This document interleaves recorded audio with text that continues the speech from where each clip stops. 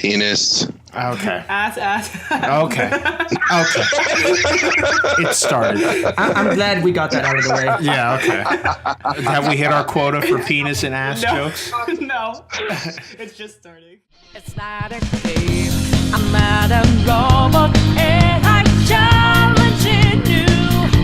I'm not a phantom. I'm in your face, and I'm here to see it through.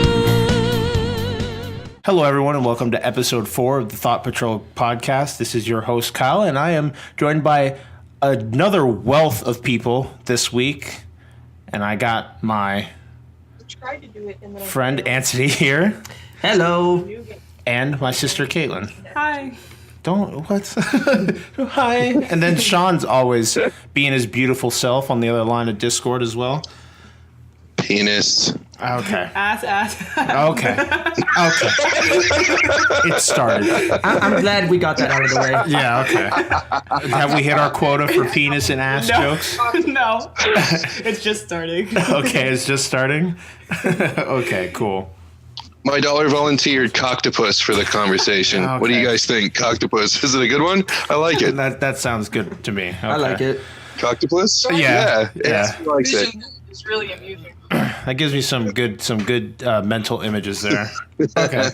So we'll start with Anthony's you. probably already found a picture of it. Yeah, we'll start with you, Shawn. How's your week been? What's going on with you? It probably comes in many forms, to be honest. I am in surprisingly good spirits. I got some devastatingly bad news, and I am still wild and sexy and carefree. How are you doing, darling? That's pretty hot. I'm doing good. It's been going well. Have you been seeing any movies, playing any games since we last spoke? Have indeed. Guardians of the Galaxy 2 and Cosmic Space Heroine. What the hell is that game? Cosmic something. Cosmic Star Heroine, I think. Thank you. Cosmic Star Heroine. Yes, it's a game all about cosmic star drugs. All right. Well, okay, then we'll get into that as we move forward closer to the main topic. I've been good. I've been playing a shitload of Prey. Been enjoying that a lot. I really feel in that game. I love Arcane as a whole. I love the studio. I love the games that they make. I love the Dishonored series, and I do like Prey a lot as well. But again, that will be what we get. I just burped into the mic. That will be what we get into later as well. How have you been doing, Keon? I know you've been playing a crap load of Persona. I'm always playing Persona. It's not even funny. And my life just turns off when I play Persona. It's so good. It's so good. It's so good. I've been It's trying to all get about into that Persona. life. Yeah. How's Nier been treating you? I'm trying to get everything done out of the way, but like you said, like towards the end or at the end, you said I could just buy all the achievements. Yo, straight up. But like Easiest in-game platinum currency. ever. Well, I mean, there's some achievements that can't be bought. Some of the endings that you have to get, you have to do on your own. But they make it super easy for you. That game is excellent. That is runner up for one of my favorite games of all time, at least in my top 5. It's such a good game. The music's excellent. The characters, the story is well written, and just the gameplay flows very well as well. That was good. Yeah, that was good. So yeah, I'm just gonna take a little bit of a side convo here, but talking about Persona 5. Now, Caitlin, I want you to explain your unhealthy relationship with Makoto. Makoto is my bitch. No, that is not how that works. She is the god of everybody. She rules over the Persona world. Don't slam the table like it's picked up. The Persona world. Guys, Makoto is god. We should all worship Stop her. slamming the table like it's picked up on the mic. I can't. I get so excited about Makoto. You get so excited, just start throwing That's things. hardcore fandom. Yeah. That is beautiful hardcore fandom. Ain't nothing wrong with that. Yeah, Makoto's the best. She wouldn't be a geek if she didn't obsess over something. I guess so, but I don't understand. It started with Anne, and then Anne was thrown to the sidelines. Everyone likes Anne, and I don't, because, like, she's No, you super did, sought though. after. You did like Anne. I did like Anne, and then everyone's, like, trying to get in Anne's pussy, and I'm just like, Oh no, my thanks. God. No more Anne for me. No more Anne for me. Everyone likes Anne too much, so I'm just like, screw it, man. I mean, I have a question to ask you. Who's the best girl, and why is it Futaba? What? It's not Futaba. Futaba is the weirdest person I've ever What are you met. talking about? She's like my spirit animal. She's like triggered all the time. Oh, well, she had a rough past. We'll leave it at that. No, we're not gonna have any spoilers going. Triggered. I know you, Shawn and Antony, you guys haven't played much of it, but do you guys have a favorite character yet? It's Makoto. It Me? is Makoto. No. Yeah. Just say Makoto. Out of the characters you've seen, Well, I haven't seen that many. I played like maybe. Just- Well, I haven't even gone through the. were you tutorial. Googling Futaba? I am. No, you She's should the Google orphan. it. You should Google I wanna- Makoto. Hold up. I'm gonna do it off of looks right now. Okay. Okay, yeah. Yeah, I'm gonna do the same. Give me 2 shakes. I'm gonna get the art book out. 2 shakes? Bro, I'm already in like 4 shakes right now. That's a lot of shakes, baby. Yeah, I know. Let's see. We're having a top 10 right here. She's also younger than your character. No, listen. Yeah. She may be 15. Yeah, you're too old. Of course, you're too old, but the main character's in the second year of high school. That's not a Yeah, big. but That's not a Makoto big gap. is in her 3rd year of high school. So she's older than you. She's more mature than you. Makoto's like the mom of the group. Shut up. That's a good thing. That is a good thing. I guess so. You don't want to date your mom. I'm being assaulted. No, I don't want to date my mom. That's not how this shit works. But they say you look for character traits in your girlfriend that relate to your Who's mom. they? Who's they? Scientist. Scientists. Scientist, Kyle. Man, those scientists. Them scientists. I think The I'm gonna have to scientists- go Okay, with now look Futaba. Makoto. Look at Makoto. No, I think I'm gonna go with Futaba. How dare Futaba's you. where it's Look at her. at, Look dude. how cool she is. Look at her, like, But Futaba's guillotine got- mask. But Look at this bitch. She got red eyes. Ooh. I don't remember the girl's name, so give me a second. I'll tell you. Makoto's first. Makoto. well, I have a thing for glasses, so I'm definitely gonna go with Futaba. Have a thing for How do you spell glasses. Makoto? Yeah. How do you spell Makoto?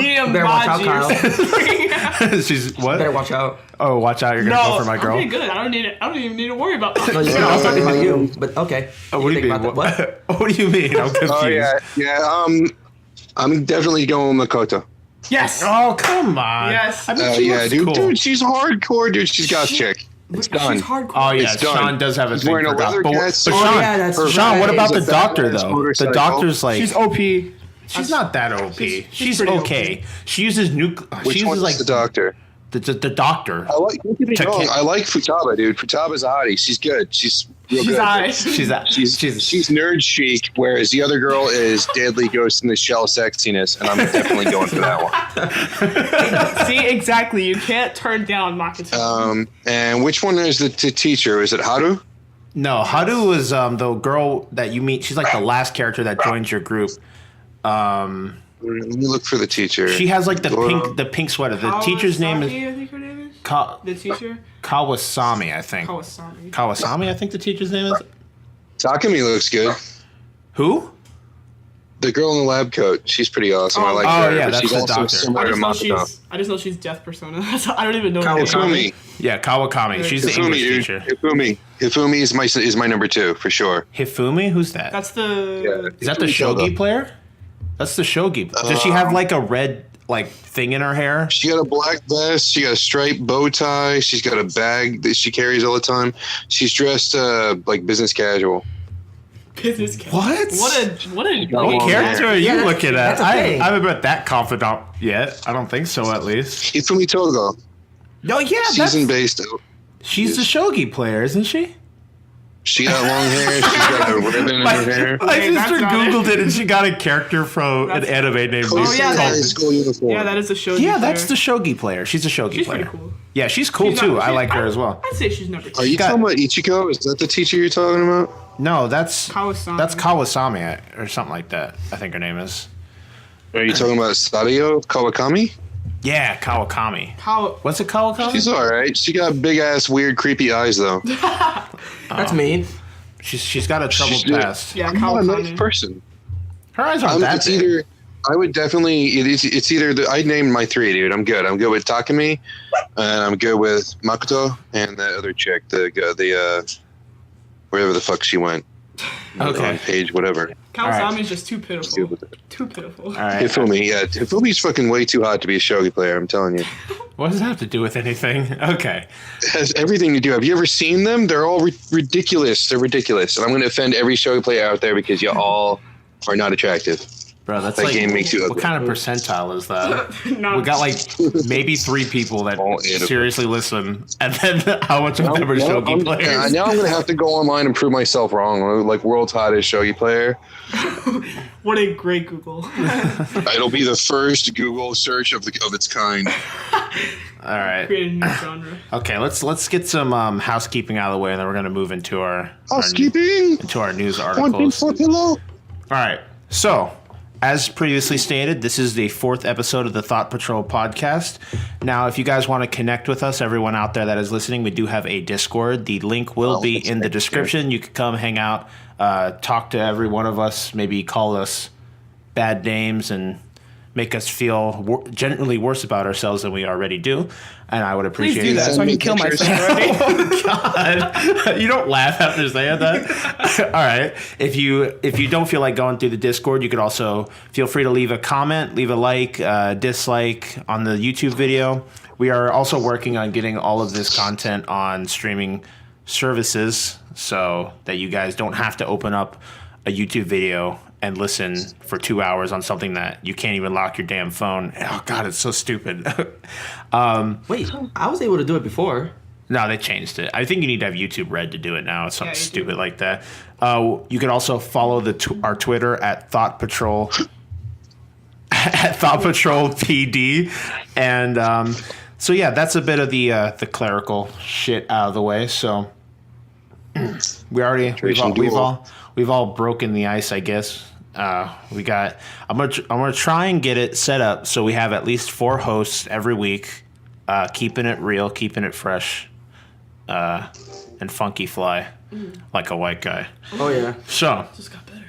so the first article we're gonna go ahead and jump into something that I know last week we talked about the fact that I need to stop pulling everything I get from GameSpot, but I went this week and pulled everything from GameSpot, or at least most of it. So It's good you rebel. You know, yeah. you should rebel. you know what? As long as it's news, it works. So Yeah. whew, I learned my lesson. I'm no longer burp into the microphone. Godspeed. Yeah, lies. It'll happen in an hour. In an hour? Okay. All right. 2 minutes from now. So our first article we have for this week is from Chris Perriera on GameSpot. You know, all yes. our people at GameSpot. The articles. Now, Do they have any other employees? no, it's like 3 people locked in a dungeon and they whip them. Oh, as they well, work hell, in I on could their work there. computers. You got something you want to share with us, Shawn? Did it get you flustered? The thought. Nothing wrong with a little whipping in dungeons, man. I guess so. So, again, to the first article, let's try and keep this somewhat structured, I guess is the word to say. So, Halo 6 will not be shown at E3 in June. Wait.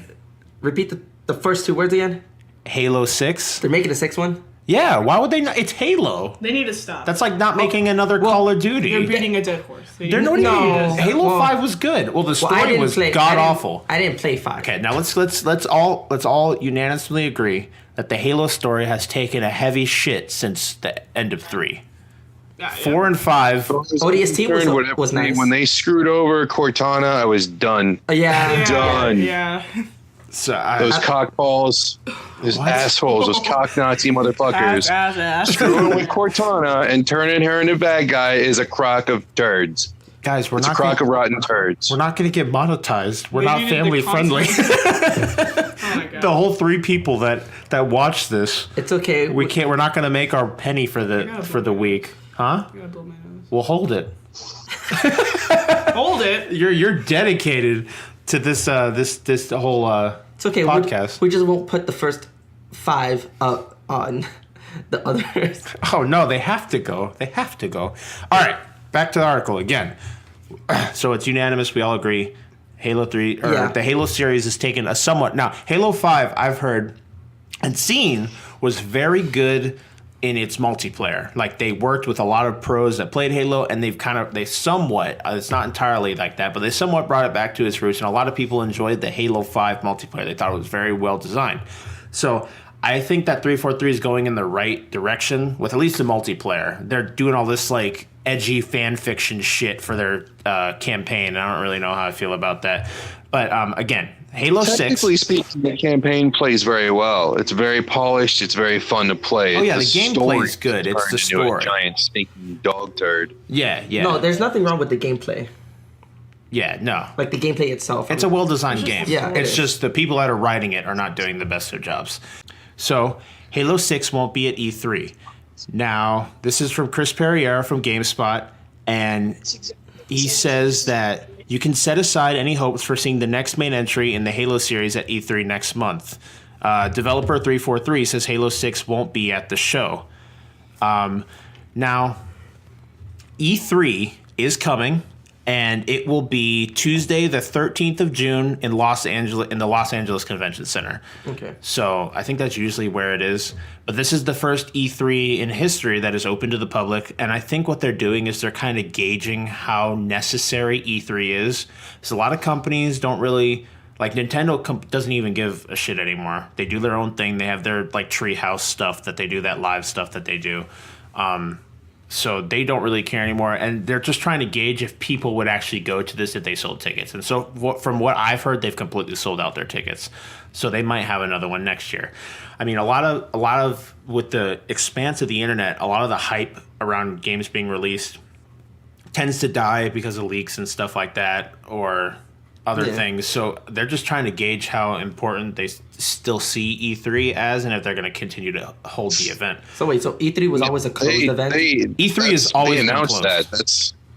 that. It was closed, but it's been getting shit for like years. It's been going down and down and down, and people have been drawing out, holding their own festivals, just like you said. And then K-PAX came along and did what E3's been doing, but did it better, and they let people in. I have a problem with where cons are going personally, but it's an old schooler kind of thing. Like, I don't understand, because E3 is going public and because K-PAX has been public, they've outlawed.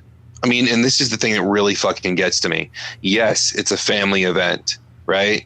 But now they're policing costumes. They don't allow booth babes or the booth hunks. Like if a dude or a chick, and the guys that are models, they're called booth babes too. But they don't, like, K-PAX has outlawed booth babes. So you can't have like hot models promoting material. You can't have cosplay that's too sexy. People now determining that, you look like a female or you're too masculine. It's like it's a crime that you happen to be in good shape, or it's a crime that you're wearing something that exemplifies your body, or it just so happens to be seen as sexy. And to me, that seems to work against, I don't know, I think that's counterproductive, man. I don't think you should punish people because they're attractive. I don't think you should punish people because they're not. I don't think any of that should have anything to do with a family-friendly event. I never had a problem taking my daughter when she was younger around somebody who happened to be wearing a skimpy outfit or something. She made up her own mind on how she felt about that kind of stuff. But I never said it was bad or wrong or evil or criticized it. And you have this new movement of judgmental craziness, and I don't know where it came from. These social justice warriors tearing apart these events. And it's something that's driving me nuts. I don't understand it. Because it's not just the booth babe thing that they're tearing apart. How presentations are run, how people are allowed to communicate, it's all being policed now. And that's one of the things that's been hurting conventions. It's not just that, but it's just that there's this big, I think there's a fine line between being socially aware and trying to make everything sterile and safe. And when they tried to start doing that with E3 and they chased out all these companies with these risque games like Rockstar, things like that, there were certain games they weren't allowed to show. It was just it's been an ongoing problem. I'm fucking tangenting here, but no, but it takes away from the experience. It sucks. K-PAX is a good show. Like, people really enjoy going to it, but there's a lot of people that are starting to step away from it going, it's too sterile. There's nothing of edge there. It's like going to Disneyland, and people go to see more than just the Disney stuff. They go for a wider experience, but now it's been sterilized for Yeah, like if you're gonna. Wait, yeah. Well, I mean, it's hard for me to verbalize it because there really is a fine line when it comes to content, and you can't create something that excludes people too strongly, or that there's something wrong with that too. But with K-Pax's success, even with their current formula where they're chasing people out who come in wearing a costume that just so happens to be applicable as sexy. And there's been a couple of major cosplayers, ones that do shitloads of charity work, or they'll do special things at the events for charity that can't go in now because they just so happen to be feminine, or a lot of the costumes that they're famous for are shirtless, like the guys with the six packs and shit, they fucking can't go in. So if you wanted to go in cosplaying free, you couldn't? Well, this is a video game convention, first of all. But Don't they have a free It doesn't video matter, dude. People cosplay the shit out of video game conventions. They always have. no, I understand. Even the fucking but, reporters did during E3. yeah, I understand, and I understand that. Again, it goes back to they're gauging how much the community thinks, or how much value the community gives this event as a whole. So we don't know. They might have just tried to squeeze that last bit of money out of it for the last year, and then now they're moving on to something else. Bark. And Bork. so, again, like they said, this might not come as a surprise to any of you listening because Microsoft has already stated that they will not have a Halo game in 2017 as a whole. So this, if it was showcased at all, it would have been something that would be as no earlier than 2018.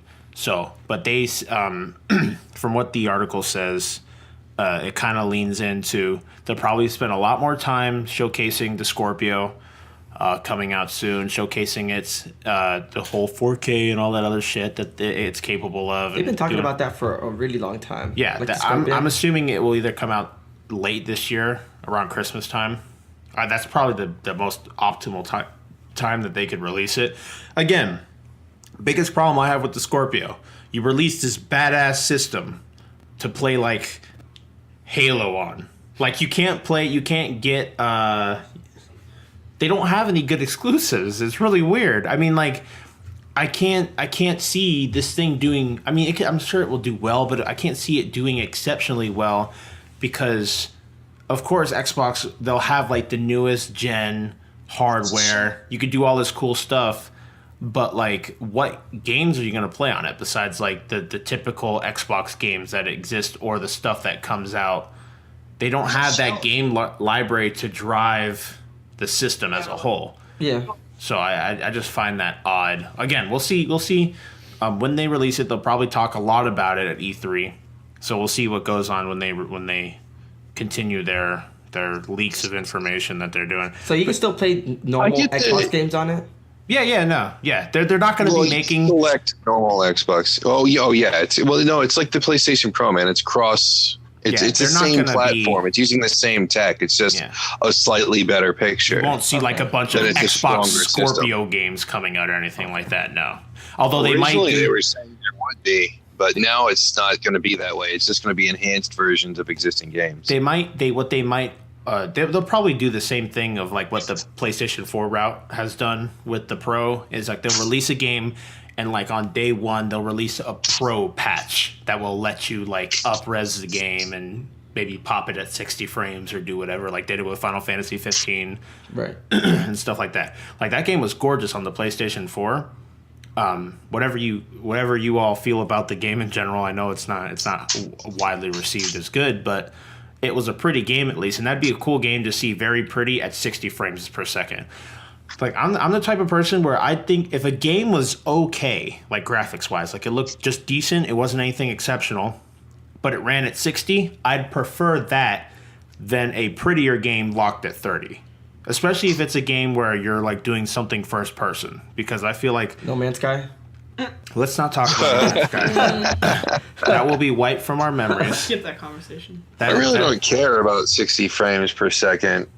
Although it does blend when it's cinematic. The only like instance, really immersive stuff. The only instance, like I said, that I feel that I would like it would be in a first-person shooter aspect, because there is a huge difference between 30 frames first person and 60 frames first person.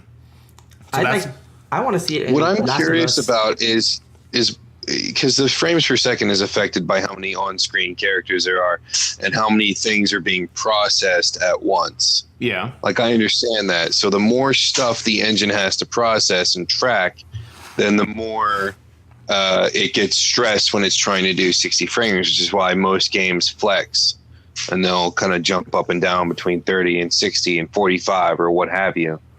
But what I don't understand is how some games still manage it and others don't. It seems to me it's like a skill factor. It all comes, at least partially. Yeah, it all comes down to how the game is developed and programmed. Yeah, it's exactly how they deal with render distance and how they ease the burden on the system when the game is processing its and basically defining its worlds. Like, if you look at, say, like Overwatch or Doom, both those games, first-person shooters, they both run at 60 frames at all. They don't drop at all. Now, Doom has so much stuff coming at you. It's not even funny. There's so much shit going on in Doom. And if you look at Overwatch, you can have both teams of 6 people ulting at the same time, and you will not have any dip in frames. No. Now, again, Overwatch, the way they've designed it, it's very cartoonish. Yeah, there's not that many deep... It's optimized, too. Yeah, there's not a lot going on in that game, which I can understand. But if you look at Doom, Doom's a pretty game.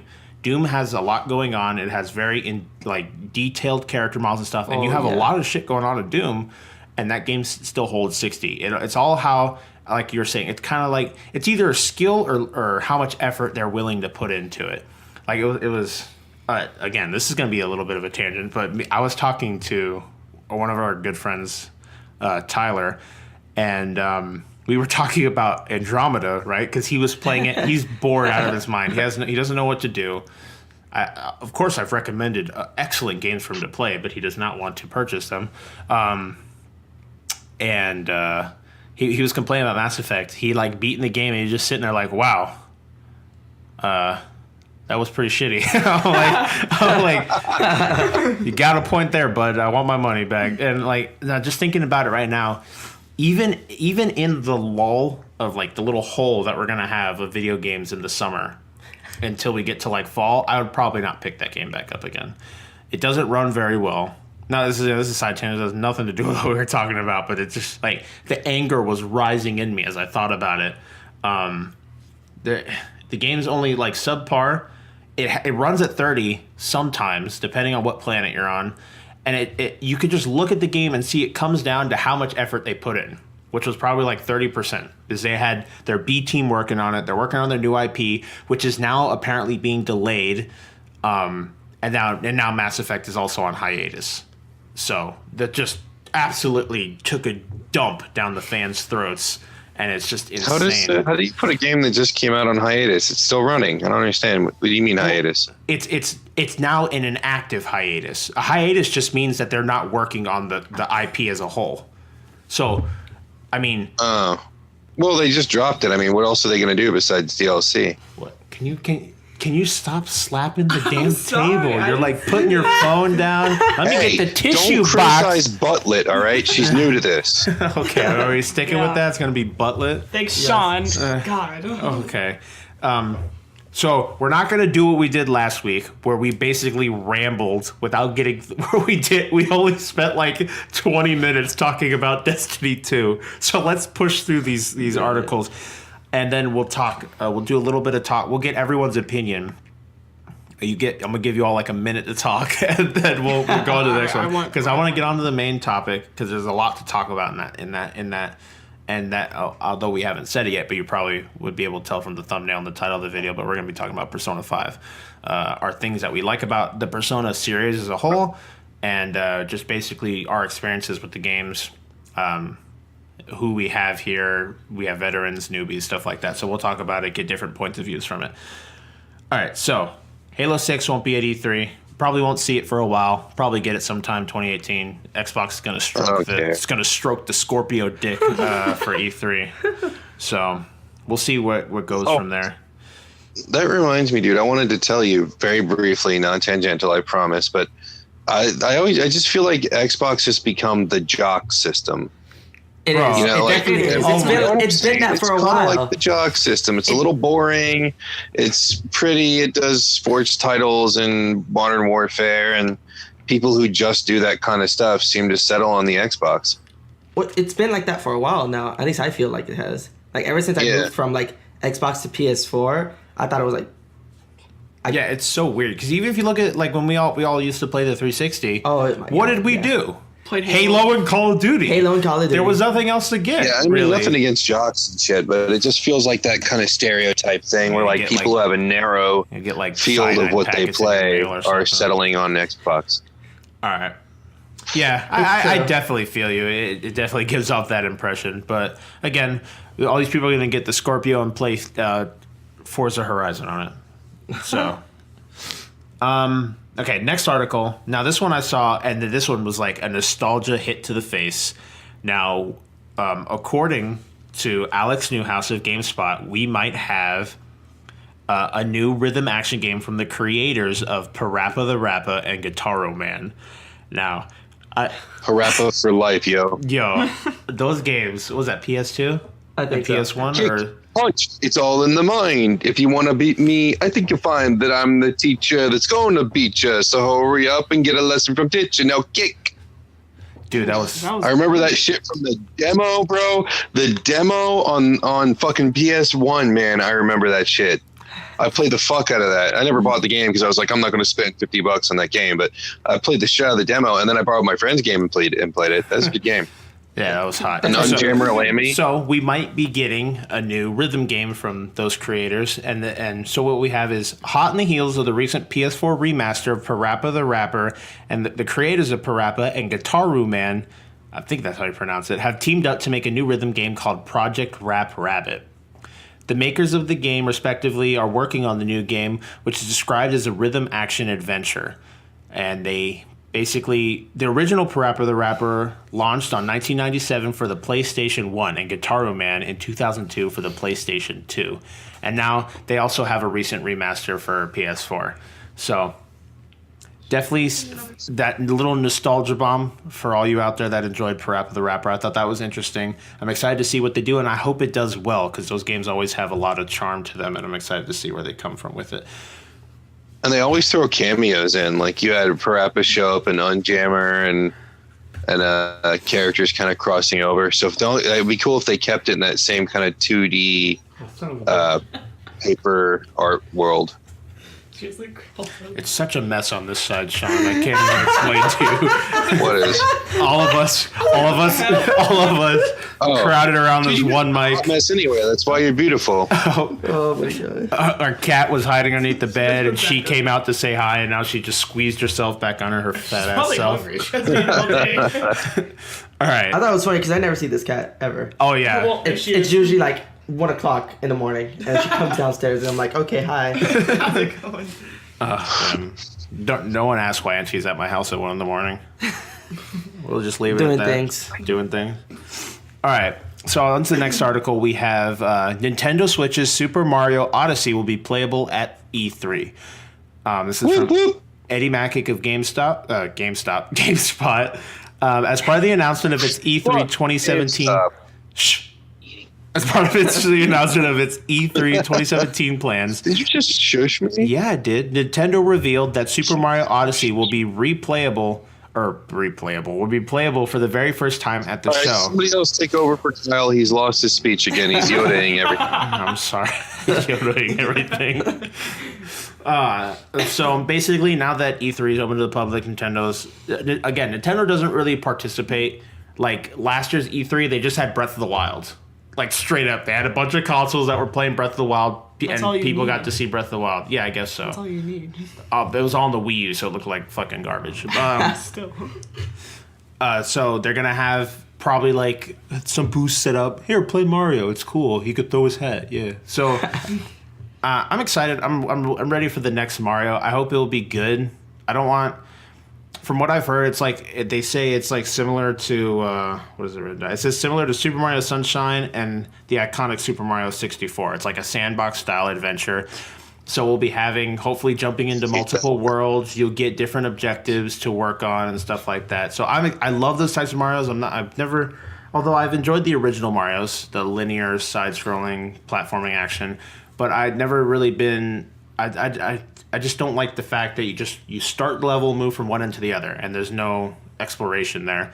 I want even some of the ones with minor explanation, but still do the linear path, because they clearly have two different schools in Mario, and there's 3D ones where it's still mostly linear. It's not encouraged with exploration, but like 3D. The one that's near and dear to our hearts, right? Like Sunshine and Mario 64, and to a lesser extent Galaxy, because Galaxy was still a little bit more on the linear side of things. I just need I just need a Super Mario Sunshine 2 for the Switch. And I would probably die from ejaculation. I don't know if that's possible, but It is. it is. Remember that one? It is, That one did it. Dude, Antony's died that way like 4 times already. 4 times. Lost half of his lives that way. Oh yeah. Oh man, I would not be able to control myself in that excitement. But yeah, we've heard a lot from Nintendo moving forward to support the Switch. I'm excited to see more games coming out for it. Definitely because I own one. It's nice to see that more games are coming out for it instead of it just being like a Breath of the Wild machine. Although I do have to say they have some excellent indie games on the Switch. There's some really good games in their market. They have like the Shovel Knight collection, so you get all the games. That rhythm game was pretty cool. I liked it a lot. The rhythm game, they have some Pass. rhythm games. Stop with the snake pass. Stop with the snake pass. The Everyone meme is play dead. Snake Pass. It is the best game that is in existence. It's just mediocre at It's best. not mediocre, Snake Pass Kyle. are good. GUD. There you go. Oh Snake my Pass. god. So, again, we might have a new Pokemon coming out too. That'd be awesome to see on a Switch. Breath of the Wild's an excellent game. So I'm excited to see more support. Obviously, I'm not gonna get ARMS. Don't give a shit about ARMS. It would take a lot for me to get Splatoon.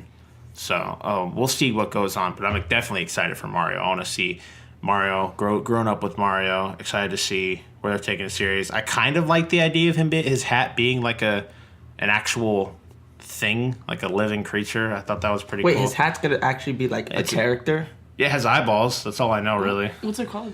His hat. The game. Your Oh, mom Super is Mario. eyeball. Dumbass. No. Her question was, what is the hat's name? No. No. Not it's- the name of the hat. The name of the hat doesn't have a name. Say It the just game. says, it's Super Mario Odyssey. Thank you. Caleb's Okay, now the real question, what's the hat's name? I don't know. I don't think it has a name. You guys. Shadow of the Antony, how do you get your hair so dark? I mean, the roots. Seriously, how do you get your roots so dark? Oh, I get that. I shove it in places where it's not supposed to be. Oh God. Jeez. All right, let's I am find out upset. It's the Mario- Shadow of the Little the name Oh my of gosh. Mario's hat. Why is that so important to you? Because I need to know. Yeah, keep the airways going, guys. I can't host this shit myself. All right. Fans speculate on what's behind his hat. I guarantee it's Wait, like let me some see a kind of. picture. That's kind of terrifying. You know what it looks like? It kind of looks like the eyes from the new McDonald's Happy Meal. Yo, Oh my you're gosh. right. The thing that's like No, it looks like that hat's trying to eat him. Go back terror up. of worlds. Look how terrifying that is. It's not that bad. I mean, it's It pretty looks like bad. it's trying to eat him. I don't know. That's probably you know what it is? Fan theory right here. So yeah, you know how in Mario Kart 8 Mario looks like he looks like demonic 90% of the time when he's Oh, driving yeah. his car. Wait, the new Mario Kart. Yeah. Oh my god. Yeah. It's Fan amazing. theory. So Mario is no longer Mario, right? The hat is Mario, and it's a parasite that's like eating his brain slowly, right? And taking over. And taking over. And the hat's goal is to Become Mario. World domination. fuck Peach. All right. Okay. Well, at least it's got a good goal. Yeah. But I'm a little disturbed. I mean, I'm a little disturbed that that somebody came up with a theory like, let's find the best way to violate everything that's nice and pure about Mario. And Well, if you succeeded look at in like writing the that, original spreading it to Mario the and masses. how, like the original Mario is pretty dark, although it wasn't. They don't Oh, openly. he wasn't. Yeah, what are you talking about? What are you talking about? If you read the manual from the original Mario, right?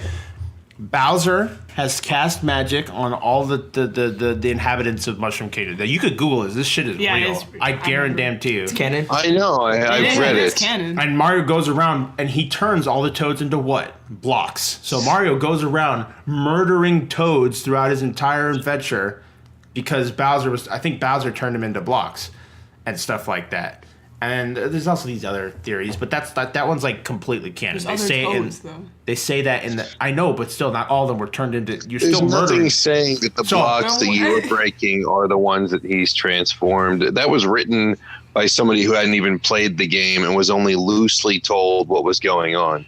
But still, it's in the I wouldn't opening say that manual. it's in the instruction manual, but I wouldn't put that in as canon. I mean, if you've read some of the instruction manuals I've read, it's like the back of a DVD written by somebody who didn't watch the movie. Still, It's like a Netflix description. That's exactly it, dude. but Those things were like Netflix that's like descriptions. saying- Do that's not like saying- trust the manual. That's like saying if a comic book hero takes a shitty arc, you can automatically denounce that as canon just because the arc is shitty. Well, it's an art. still- It's official. That's what I'm an saying. art. I don't But know, like, man. if it's written in a They're not doing a manual, good job that's of still denouncing and printed. ignoring. That's printed material, so it counts. You can't deny that it's official. It's printed material. I don't give a shit if they Dude, didn't you've fact check denied it. printed material before. What? I have Denied heard it you as what, say, canon? and I quote, "I don't care. It didn't happen." Wait, for what? I don't even know what he's talking about. Okay, next article. Yeah, next article. All right. So this is the Star Citizen creator. Stop touching the microphone, kid. Ooh, Star Citizen. We're talking Star Citizen. Let's do this. So the Star Citizen creator on the game's growing funding. This is by Eddie Macick of GameSpot. And this says that Star Citizen's crowdfunding campaign has been a massive success, bringing in more than $148 million by the latest count. The game's creator, Chris Roberts, never believed the crowdfunding effort would be anywhere near that successful. So he The game basically has been talking doing about nothing but rake in money for years. yeah, he's talking about like his It's expectation was fine. raising around $4 million, but they've made a bunch now. For those of you listening in that might not know what Star Citizen is, oh my God, What Star rock have you people Citizen been living under? is- God. basically take No Man's Sky and make it good and not shitty in every way of the form, and you technically have Star Citizen. So it All right, does no. You don't get to describe Star Citizen. I will describe Star Let me Citizen. give my Star Citizen is Wing Commander, where you can get out of the ship and do first-person shooting badassness. It's got zero gravity combat. It's got a fully featured campaign. Well, not yet. They're still fucking making it. It's a vaporware. But it's got a fully featured campaign. It's got multiplayer MMO status. It is amazing. It's got everything that makes EVE Online great. There's another one that's competing with it that just now got to the point where you can get out and walk around inside your ship. Something dangerous. It's got everything that made that game good. It is all of the best parts of every space game you played, but much, much deeper, which is why it's so ambitious. It is not, and do not even bring that accursed other game up as comparison. There's nothing like that. That's I why would- it's so biased. Whoa. I know, right? Sean, that the I kid probably won't even be able to embrace play it. 'cause bias. his PC Bias is a like wondrous toaster. gift. Don't underestimate the amazingness of bias. Okay. So it's a cool space game where you do space things. If you guys seriously want to know, just Google it. You'll get a shitload of open world? information. Yeah. Mm-hmm. It's like the closest thing to a perfect space game we have. If it keeps up with all of its promises, because it's still being built. Yeah. They already have guilds. There's tons of people who can't even play the game yet that have already formed piracy guilds, bounty hunter guilds. They bought their ships and they can't even use them in the game yet. Like it's intense. Like the fandom that's built up around this thing, people have been waiting to play this game since they were like fetuses. It's huge. Wow. What's going on? Get birthed out to the Yeah. JJ and you're like, Star Citizen. Yeah, they immediately came out Star Citizen. Yeah, it's just like that. Is that what a baby sounds like, Sean? That's what it's exactly what a baby sounds like. Okay, thanks. I'm glad we have A little bit more nasal though. I'm glad we have an expert on the scene. A little bit more neat. All right, so on to the next article. We have shit. God, I What? can't read. All right, so Mass Effect reportedly button. on Mass Effect reportedly on hiatus. Changes I do made wanna- at BioWare Yes. Montreal. Shawn, I'm reading. Shawn, you missed it. He was doing good. Yeah, I was. I got the whole sentence out without stuttering. My dyslexic ass self. All right. EA confirms that some of the Andromeda developer staff have moved to EA Motive. Never even heard of that section of EA before. But this is by Chris Perrier of GameSpot, as always. Our boy. During a conference call with with investors yesterday, EA management voiced support for both the Mass Effect franchise and the Andromeda developer BioWare Montreal in light of the mixed reaction to the latest game in the series. But changes Mixed reaction. Mixed reaction. It was not at all mixed. they gotta seem somewhat not biased when they report news, so they can't be like the steaming pile of fucking dog doo-doo that was mass that's a bit defect Down extreme. It was- Andromeda. Mass Effect. For the fanboys, they liked it. The diehard, like I'll play everything that is Mass Effect ever, and I will make love with it. Bro, They still liked it. Bro, when did Perry join our Discord? What? God, man, I talked to him about it. And he's like, "Oh yeah, it's good, man. The combat's good." I'm like, What? "And the combat's good." I'm like, "Perry, stop! You're blind." What's bad about it? No, I like the combat. Okay, so Mass Effect has reportedly been put on hiatus. Kotaku reports the franchise hasn't been axed altogether. But Kotaku sources indicate that EA is waiting to kick off development on the next game in the series, rather than immediately getting started as you might expect. Additionally, changes are reportedly being made to the direction of BioWare Montreal. So, they're basically, now we all know, well, if you don't know, you will know now, but BioWare has been making a new IP. They put their B team on the new Mass Effect, and it came through out of the asshole, kind of like the deformed turd that it is, right? No bias, obviously. We all report our news. We love bias here. What are you talking about? We embrace bias. Sean all loves of its bias. That's what forms. Sean loves bias. Sean Yeah. is all about bias. So they pushed that aside to be working on a new That's- IP, basically. And IP is intellectual property, if you did not know. And so BioWare's working on something new. We don't really know exactly what it is I have to yet. pause this. Hold up, wait a minute. If there are people out there that didn't know what IP is, you do not need to be listening to this conversation. Like, I'm just putting that out there now. If you don't know what IP is, your world is in a sad state of affairs. Just I didn't know what it was. don't shun our audience, You do you not need to be dickhead. listening right now. You do not need to be listening. Antony, out of the room. Fine, I'm gone. No, stop. He's the better host.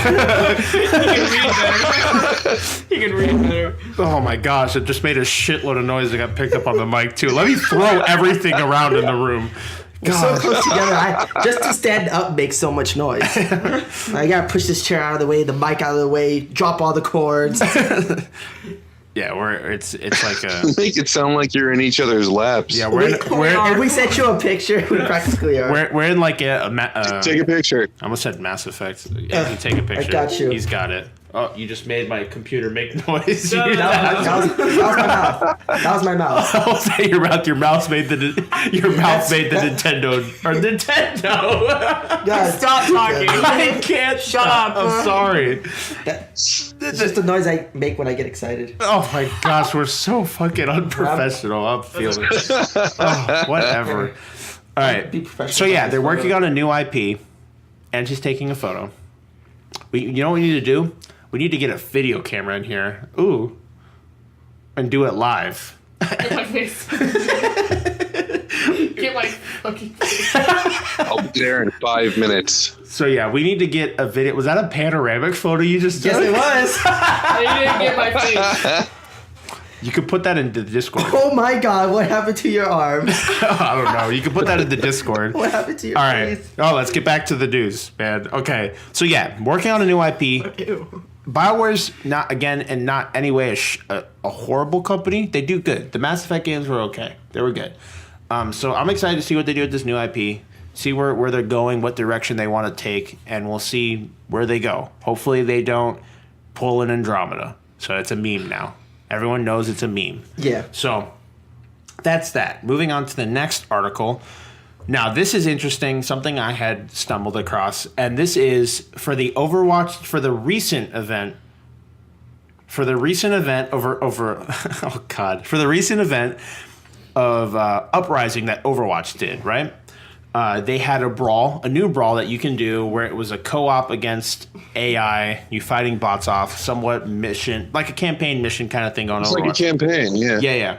So now, Blizzard actually went out and released an infographic, a little picture, where they showed how often the brawl was actually defeated on legendary mode, right? So this is what the article says. This is by Alex Newhouse of GameSpot, and this says, Overwatch's latest seasonal event, Uprising, ran throughout April and just ended recently. Headlining the event was a new cooperative brawl mode, and today, developer Blizzard released an infographic that shows a bunch of stats about the player. In short, although Overwatch as a whole was popular, obviously the event was also popular. As to be expected, the game just recently, we talked about it before, but the game recently passed 30 million registered users across all consoles, across all things. And there were over 145 million brawl matches that were completed during the month of April, where the event took place. 145 million. But interestingly, players lost more than they won. Overwatch victories totaled 67 million, but the null sector won about 78 million times. And players, eventually, people in the community found exploits to stop enemies from spawning and cheating to ensure victory, but Blizzard got on it and patched it. But the infographic talks about a breakdown, and on the easiest difficulty, players won 75% of the time, but on Legendary, they only won 0.6% of the time. So if you won on Legendary, then, like... You're a god. So out of the 67 million victories in the event, only 0.6% of those were on Legendary, the Legendary mode. Dude, that Legendary was no joke, man. The hard mode was next to freaking impossible. Yeah, definitely. All right, and one more stat just to show you how crazy it is. Over 815 million loot boxes were earned during the event. And all of them were loot boxes. Oh my god. What? Whoa. Are you okay? Are you okay?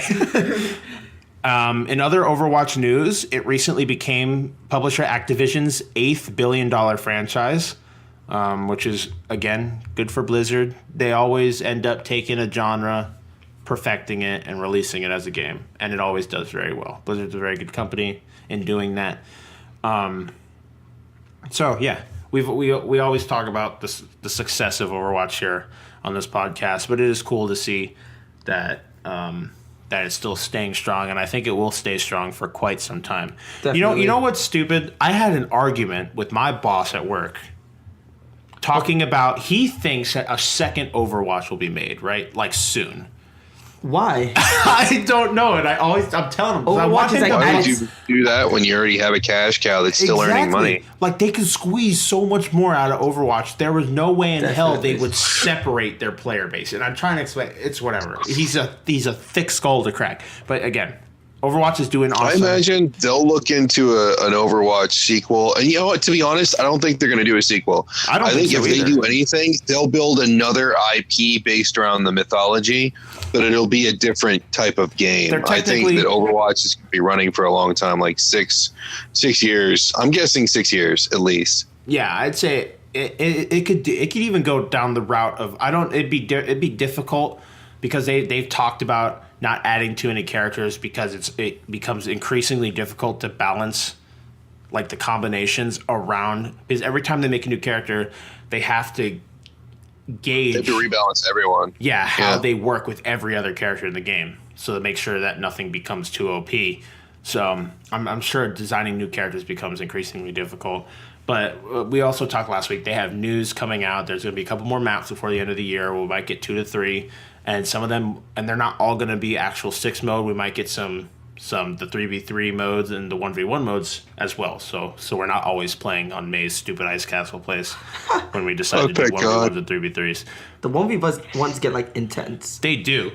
I Oh like my gosh. I like the 3v3s. I get a lot more strat out of those than I do with the Oh yeah. Well, the 1v1s 6 are on 6. you have to just get lucky with those. Yeah, definitely. They're just randomized. Hopefully you get your Genji main, someone play the Naruto theme.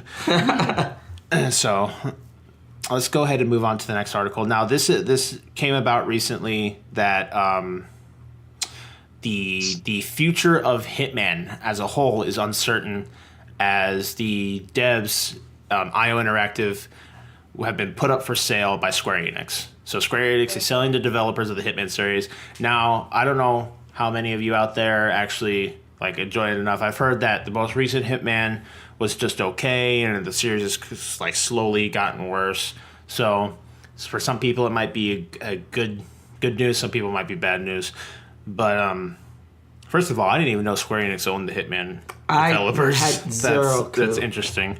But yeah, Square Enix has announced intentions to divest ownership of IO Interactive, the Danish studio behind the Hitman series.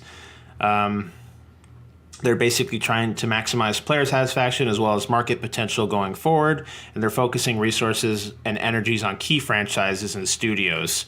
So they're selling off the company. Now, we might see more games branch out. They just won't be under Square Enix's reign. So we might even get better games, because Square Enix can as easily tear down developers than build them up. So we'll see if they continue pumping out games. All we know right now is the future is uncertain. We don't know if the funding will go towards another Hitman, but it's definitely exciting to just I just like hearing news like this in general. The uncertainty of new things is something else. They might move on to make something new, a new IP that might be based around Hitman or the way Hitman's played as a whole. But again, I heard that the most recent one being episodic and weird and stuff like that, I don't know. I hate it when they do that. Yeah, I've heard mixed things about it as a whole. I'm just not a big fan. Like, they made the Siren sequel on PS3, and it was decent. I don't really feel like it stacked up to the first game. The first game was Ultra Creep. The second game had the Ultra Creep factor, but it just didn't feel like it doesn't feel like you're playing a AAA title, a title that's really been polished and produced when you're sitting there buying it in pieces. And there's an aesthetic, and I guess it's just an aesthetic, because in reality, it doesn't make sense why there's anything wrong with that business model. But it just feels like I'm getting ripped off somehow. Like, why couldn't you just take the time, make the whole game, and then sell me the game for $60? Instead, they make the game and they sell it to you in pieces for $15 a pop. And the Siren game wasn't bad. I enjoyed it. It just, and the characters looked better and the graphics were better, but there's just something that doesn't feel, and I guess maybe it's just an adapting to a new business model that I don't think players are fond of. They want the whole game. They don't want it in pieces. It's different with these story-based games, like the Telltale games. Yeah. That's a little bit differently, but those games play entirely differently. Hitman was always about, like, you get your assignment and then you can finish the level in like 52 different ways. And it's just figure out how you want to do it and enjoy the challenge. And there were other games like that. They had the ninja ones. I can't remember what they're called now, but there was Tenchu Stealth Assassins were a bit like that.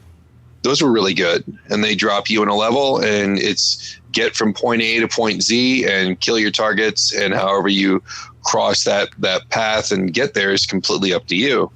And the challenge is good. But that episodic structure, especially with a game like Hitman, buying it in pieces is just bizarre. Yeah, no, I definitely. That's all I got, really. It's weird. So we got a couple more articles to get through, and then we'll move on to our main topic. And so, as we've talked about the Switch already, Nintendo as a whole, they're working on getting out games, and not just Nintendo games, basically. So they're working on getting. Metroid. Huh? Sorry, I was just doing a shout out for Metroid. I'm good. Oh, Yes. Yeah.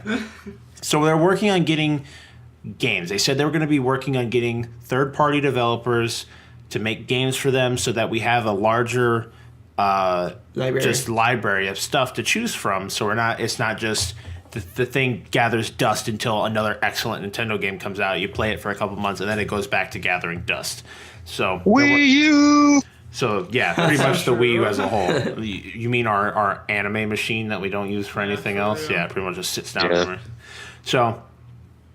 So we have some news of more games coming out for the Switch, and it's actually getting a Wii U title, which is Shantae and the Half Genie Hero. and also it just recently that came game. out this week, and that is Minecraft. Oh, everyone rejoice! We get Minecraft on the Switch now. Say what you will about Minecraft or the community around Minecraft. I'm talking to you, Minecraft cringe compilations, because that is some of the funniest / heart destroying things I've ever seen on YouTube. Minecraft and Roblox put together. Oh gosh, and it's like the Switch is probably one of the best consoles Minecraft could be on, because it's a game that you usually want to be playing multiplayer. And the Switch is a console that you're usually doing multiplayer with. So it'd be cool to have a bunch of friends, if you all have a Switch and you all have Minecraft, building your giant penis statues, whatever you do in Minecraft. Stuff like that. So that's definitely, again, we're getting more support for the Switch, and that's awesome. Especially as an owner, I'd love to see more games come out. I've heard that Rhyme is coming to the Switch, which is a really cool looking game that is already on PlayStation, but it'll be coming to the Switch soon as well. So as completely unimpressed as I am with the Switch hardware, the one thing I will say is their emphasis on community, which they tried to do a little bit of in the last two systems. It seems to be playing out. Like, all I hear about is you taking the shit to work and having a blast at work with people, and that's the point behind the system. Yeah, it does. So, feel, I mean, it feels seems like to be it's accomplishing its goals. Yeah, it feels like almost an ad is playing because I'm sitting there with like two other people. We're all playing freaking Mario Kart at like the launch table. Like, you every now and then just turn to the camera, throw up a gleaming smile and thumbs up, and then go back to what you're doing. Yeah, pretty much. Yeah. This son of a bitch just hit me with a blue shell. Yeah. Oh, is that another blue shell? Oh man, Yeah. red shell. Oh, red shell. Let's go for a third. I fell off a Rainbow Road. Oh, I'm in 8th place. You can't fall off Rainbow Road anymore. Yeah, you can. Yeah. We had the wrong settings on, fam. They have like these settings set to default where it prevents you from falling off. Turn that shit off. The game instantly became 10 times as hard. Oh, yeah. Like, It goes right back to being traditional Mario Kart at that point. Yeah. All right. So Rainbow Road, the bane of every Mario Kart player ever, except for that one dick when you're playing online that constantly votes for it just to be a cockhole. Whoa. it's probably because he's like, this is the best map that I do good on, and everyone else sucks. So the last thing we're going to talk That's you? You're the dick? You're the one that does that? I hate you. Yes, he is. I don't play Mario Kart online, so I get my ass stomped. But yeah, I only play like online me. if I'm playing with friends, because then I know I'll be okay. It's like trying to play any fighting game online. Yeah. Just don't even try unless like you're pro at it. Yeah. But yeah, more games come out for the Switch. I want to see. The only thing I'm waiting for now is a Switch. God, you already got a Switch. I have a Switch. It's Super Smash. I want Smash 4. I want a deluxe version of Smash 4, because they're probably not going to make 5, and put a deluxe version of Smash 4 on the Switch that has all the DLC. I would love something like that. That'd be awesome. So I'm definitely be excited. And they have to do it. I can't imagine them not doing something like that. They will eventually, because they know they'll make a fuckload of money doing that. So the final thing we're going to talk about before we move on to the main topic is they recently released a new. Basically, it's like a collection of all the zombies maps, right? They're going to be releasing it, but you have to own Black Ops 3 to get it. But it's Fuck them. I know, right?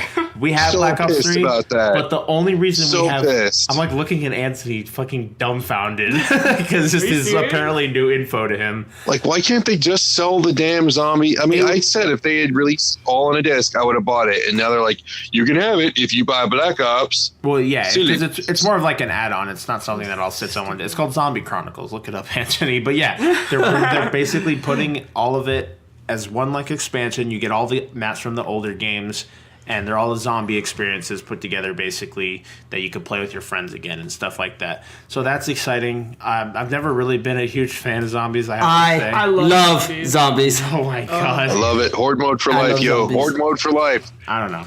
I'm not a big fan of the whole building up all this shit to have it like immediately come back crashing down to like base level and then you have to restart. Basically, you start from scratch every time you lose. Yeah, that I'm not Horde a big mode fan is of that. life. Yeah, so that's coming out.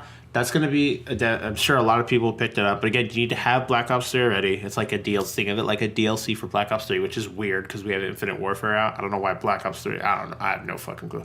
Maybe it's because Treyarch is the one that's producing it. Which one's the latest Call of Duty? Infinite Warfare? Infinite Warfare. And it's like what they did with the remastered It's weird. Modern Warfare. Oh, well, yeah. They did that with remastered Modern Warfare wasn't its own thing. You had to buy the version that came with both. So Yeah, exactly. definitely weird. That sucked. But yeah, if you're a big fan of zombies, look out for that. It should be coming soon.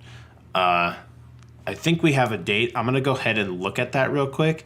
And then while I'm looking that up, we're going to move on to our main topic, which is we're going to be talking about our basically us and Persona as a whole. Our experiences with the franchise. We have both veterans and newer, just entry-level people into the series, and basically our thoughts on the franchise as a whole, what we believe makes it work, and what we believe makes it good. And again, while I'm looking up the Chronicles release date, I'm going to have my sister start because she is... Margaret. She's completely new Oh, jeez. to the series as a whole. It's her first Persona, and just her thoughts. It's a good one to start with. Yeah, it's just her thoughts on what she thinks of the whole series, how she feels about the game, and just stuff like that. While I search up basically this release date for Chronicles. Sorry, go ahead. Well, I watched the Persona 4 anime. And it was my first time actually playing a Persona game. And I don't know, I have a thing for linear games. I really enjoy linear games. I don't know, sometimes I just can't get into Breath of the Wild because of how explorative it is. It just drives me crazy. I need something to do, something to do. So I always like the linear games. And so Persona is so linear. Sometimes it drives me nuts, but I like it because it's just... I just got into it really quickly, and, my first time playing it, I played it for, 10 hours straight, and I couldn't stop. I was like, this is so good. So, I just feel like it has a lot of things going for it. Especially its linearness. It's just so good. But it has a lot of aspects to it that I enjoy. The fighting took me forever to figure out, but once I finally did, I really enjoyed it. And, I don't know, I just really like Persona. I can't really explain why. It's just really enjoyable. Maybe the music. Yeah, what do you The feel music is about pretty good. how about the presentation of the game, the way the game looks, the music, stuff like that? When it comes down to how the game plays, how the art direction. What do you think in that aspect? How do you feel about that? I mean, a lot of it I don't pay attention to. What? Yeah, I enjoy the can't- music aspect of it, but I don't know, the extra stuff that they add. You can't tell me. Well, I guess if you haven't played a Persona game before, Yeah, it I technically can't really tell. it wouldn't feel super new because the whole experience is new as a whole. But there's a lot of everyone throws the word style around because it's the best way to describe it. But there's a lot of style to the game, from when you're moving in and out of combat to the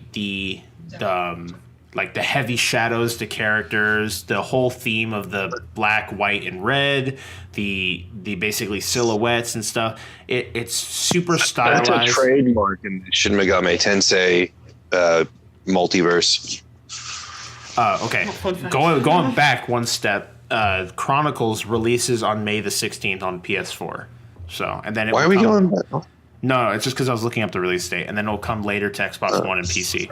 So for those of you who seemed interested in it, there it is, May 16th PS4, and then later Xbox One and PC.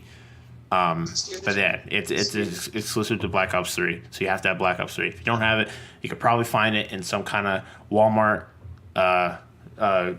grab bin for $5 because the Call of Duties, the moment the next one comes out, the old ones become useless. So Yeah.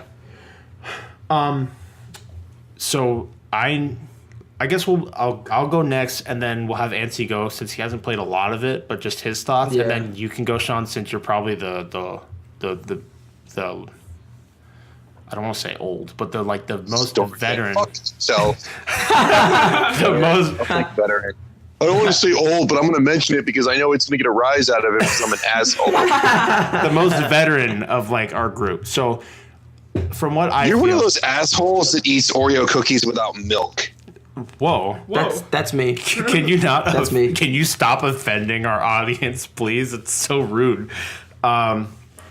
So Didn't we determine that I'm the one to offend the audience? I thought that was like the whole game plan. I guess so. Yeah, maybe I'll pay you later. No, I'm sorry. Continue. So my thoughts on Persona 5, again, the music is excellent. I love the music in Persona 5. Now, again, it's not something I'd go out of my way to listen to like in the car ride or anything like that, but it works very well with the game. Stop. What are you doing? It works very well with the game as a whole. I think it does a good job at amplifying the game and what it does. But I really enjoy Persona 5. I like the whole fact of when you come down to it and look at pacing for Persona, the pacing goes from you're doing this action RPG turn-by-turn based Pokemon-esque fighting way where you're figuring out elements and what does the most damage to enemies and stuff like that, and you're capturing more personas to add to your collection and stuff like that. But you're discovering all this and you're going through this, you're getting basically stimulated by everything, the noises, the sound effects, the music, and the visuals. I love how you say stimulated. Oh yes. So you're being stimulated by all this, and it's just such an overwhelming experience that's very enjoyable because it comes together so well. You could see how much love has been put into the way the game was designed as a whole, and the way that the art directors and the viewers view the game, and the goal that they had set was accomplished tenfold. What they had set out to do, they accomplished, and they did a very excellent job doing it. And I've heard from a lot of people that the Persona games just continue to get better as they go on. The scores continue to get higher. A lot of people love Persona 4. It got high scores. And now Persona 5 comes out, and it's getting close to almost perfect scores. And they're just getting better at what they're doing. I love how they have not done... They didn't pull a Final Fantasy 15 where they're trying to appeal to a crowd that is not... Yeah. And the way they do try to appeal. Now, the thing is this is probably the hypest release of the Persona franchise from what I've seen compared to previous releases. There's been a lot of attention. There's a lot of newcomers coming into Persona 5 or people that have heard and think about it, or some people that just completely denounce it because it looks like weeb shit and they don't give a shit. Now, I recommend... Now, the only criteria that would stop you from playing is if you do not like turn-based RPGs. If you do not like turn-based RPGs, I can't recommend it to you entirely because... I mean, it's hard because if you can get around that, it depends how much of a hate you have for it, but if you can get around that as a whole... there is loving characters and a wonderful story and a somewhat dark story sitting behind that you can get invested in as well. That's one of the biggest draws, and what keeps it seeming so addictive even 70 to 80 hours into the game is the fact that you're growing with these characters and you're continuing to uncover this story and figure out what's going on in this world. And it's just... that mixed with they have the darkness and they also mix in these light tones because you have these characters interacting with one another and doing their own thing. It's just a well-written, well-designed, and just everything about it is just put together correctly. And you feel that from the moment you start up the game. And it's just such a good experience. And again, I'd recommend it even if you don't particularly like turn-based RPGs, because if you get involved with the characters, you'll put that aside. Especially since you could just play the game on very easy and it takes out a shitload of the strategy. And then at that point, you could just get into a battle, press options, and you'll just rush through the battle. Now, I only recommend doing that if you like really hate it as a whole. So that's my thoughts on it. I enjoy the game a lot. It's very good. It sits at the number 2, as good as I find it, because Nier is just. Oh my god. No. Wait, which one's better, Nier? Persona's Nier. first No, time. I find Nier to be just above Persona, the cusp, just above it. See, I haven't played Persona enough to actually give it that much credit because I don't think I've gotten past the tutorial, have I? Because you were there when I played it. No, yeah, the you tutorial's like definitely- 4 hours. Yeah. Yeah, But from 'cause- when I played it, of it, I liked it. Like, I really, really enjoyed it. And the only reason why I haven't played it more now was I'm just trying to platinum Nier. Yeah. But from what I had, from my experience from it so far, like, absolutely love it. And I can't wait to get more into it and, like, get, like, to know all the different characters and what they're like. And Turn off your life once you get into it. Now, basically, is this your first Persona, Anthony? Or Yes. part of the Shin Megami Tensei series as a whole? no, just Persona. Well, it's like a branch of Shin Megami Tensei. Well, So just everything together. you yes, haven't played a it's- game like this before, where No. there's a mix of turn-based RPG and life sim elements. No, never. Okay. But was Final Fantasy VII like Advent Children? No, Advent Children was the movie. Oh, sorry. Crisis Final- Core. Crisis Core. I'm talking about life sim, like the whole thing where you're like a high school student and you're like it's half. I mean, you haven't gotten to that part ultimately, Right. But it's half like dungeon crawling RPG, badass fighting strategy with figuring out what your team does and Right. building your team the way you want, and then other half is basically you're living you're back in school. You're living, Right, you're building relationships and stuff like that. Like that. Yeah, and it's just it's so hard to say because if you want like the best what's the word that I'm trying to say? Oh my god, the best Experience? No, it's the best. It's like Come on. evidence. Holy Okay. crap. The best evidence I could provide is the fact that people that have never played this game before can be 50 to 60 to 70 hours deep into it and still loving every second of it. That's because it doesn't get old. Well, I mean, there's so much. Well, that's Is it because there's one so of the much arcs content of in it? the series. Well, yeah. A lot of it Not is just the content. I mean, the content's part of it, but it's also how it's portrayed. How you play, especially the way the last three personas have been. You play them like you're watching a show, and so they give you your content, your story content, in bubbles. And then there's all this additional fun little stuff and quests and since they incorporated the whole relationship Oh my elements, God. with, like when the relationships popped in, you get it in these chunks that are these edible chunks. I guess that's the only way I can put it. So you're constantly eager to see what the next episode is. It works off of a similar principle that like an episodic cartoon does or a TV show. And how they feed the information to you. It's just very well paced. Yeah, it is. And again, it goes back to the game design, but the pacing that is present, they do a good job of not overwhelming you with, now I wouldn't say information, because being a first timer, it can become easily overwhelming because you find out there's so much that you can do.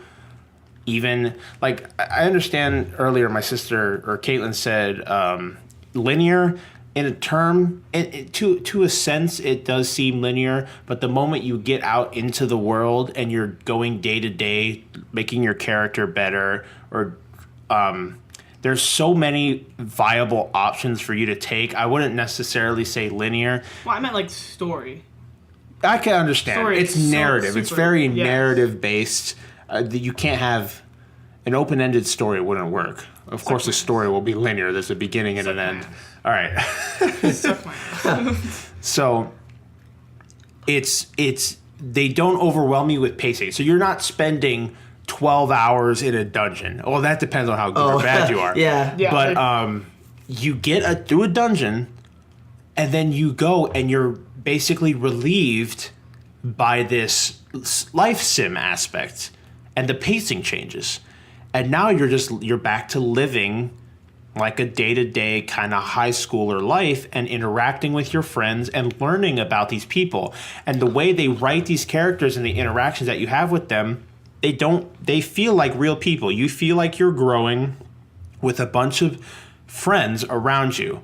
And it gives you that feeling of that progression, that you're aging with these characters and you're learning more about them.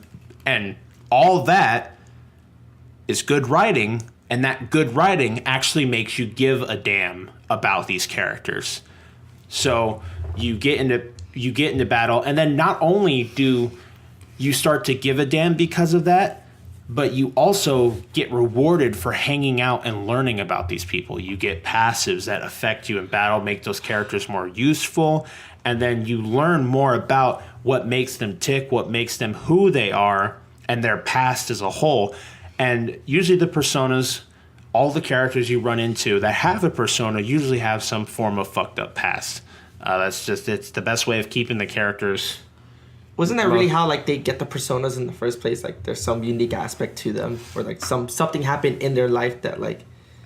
Well, I know in order for a persona will awaken. I think everyone has a persona inside of them, but the persona will awaken based on trauma. Shugachara. Stop. Oh You my and your God, sugar no. chart. No, this girl. We were watching. Okay, tangent, heavy tangent. But can we talk about how fucking good Boku no Hero is? No, we should talk about how Yeah. good Shugachara is. Shut up about your Shugachara bullshit magical girl. I remember that. Boku no Hero is life. Oh my! It is- yes, it is. It fueling is my such life right a now. well-written. Hero is life, and I was prepared to hate it. I had people talking me into watching this show for 6 months. You got to watch Boku no Hero. You got to watch My Hero Academia. You got to watch Hero Academy. You got to watch it. Got to watch it. Got to watch it. And I was like, dude, it looks ridiculous. I've had it up to here with superheroes. Got all these other shows I got to catch up on.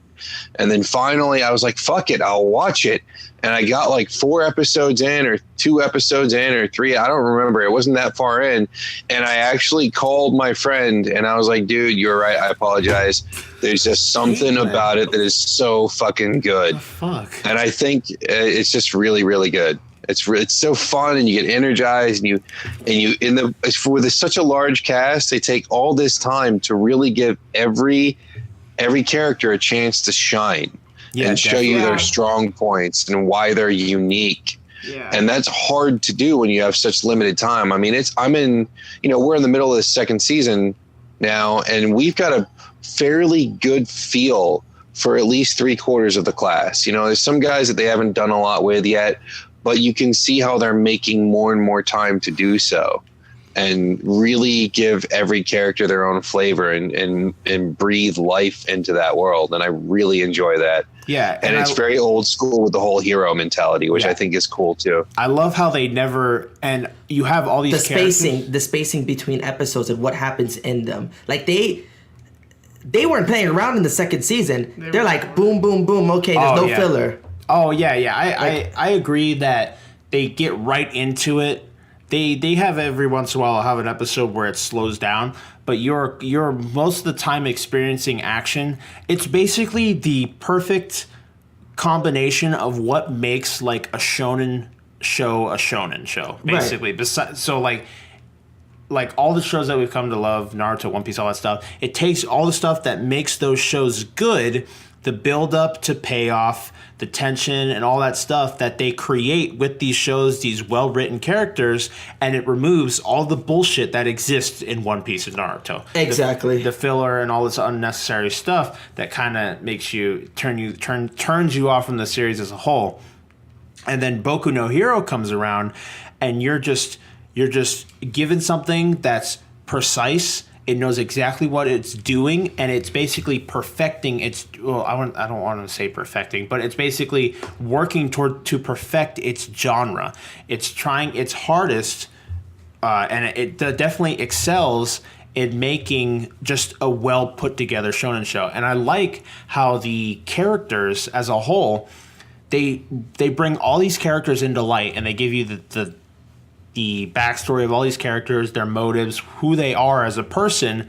Again, although we're put in a supernatural environment, these characters feel real. I feel like I'm actually learning about someone. And that can't be said, unfortunately, about different animes. There's so many animes that I come across. I see something happen. I see a reaction, and I'm like, that's not a real person. Right. No person would respond that way. A lot of them.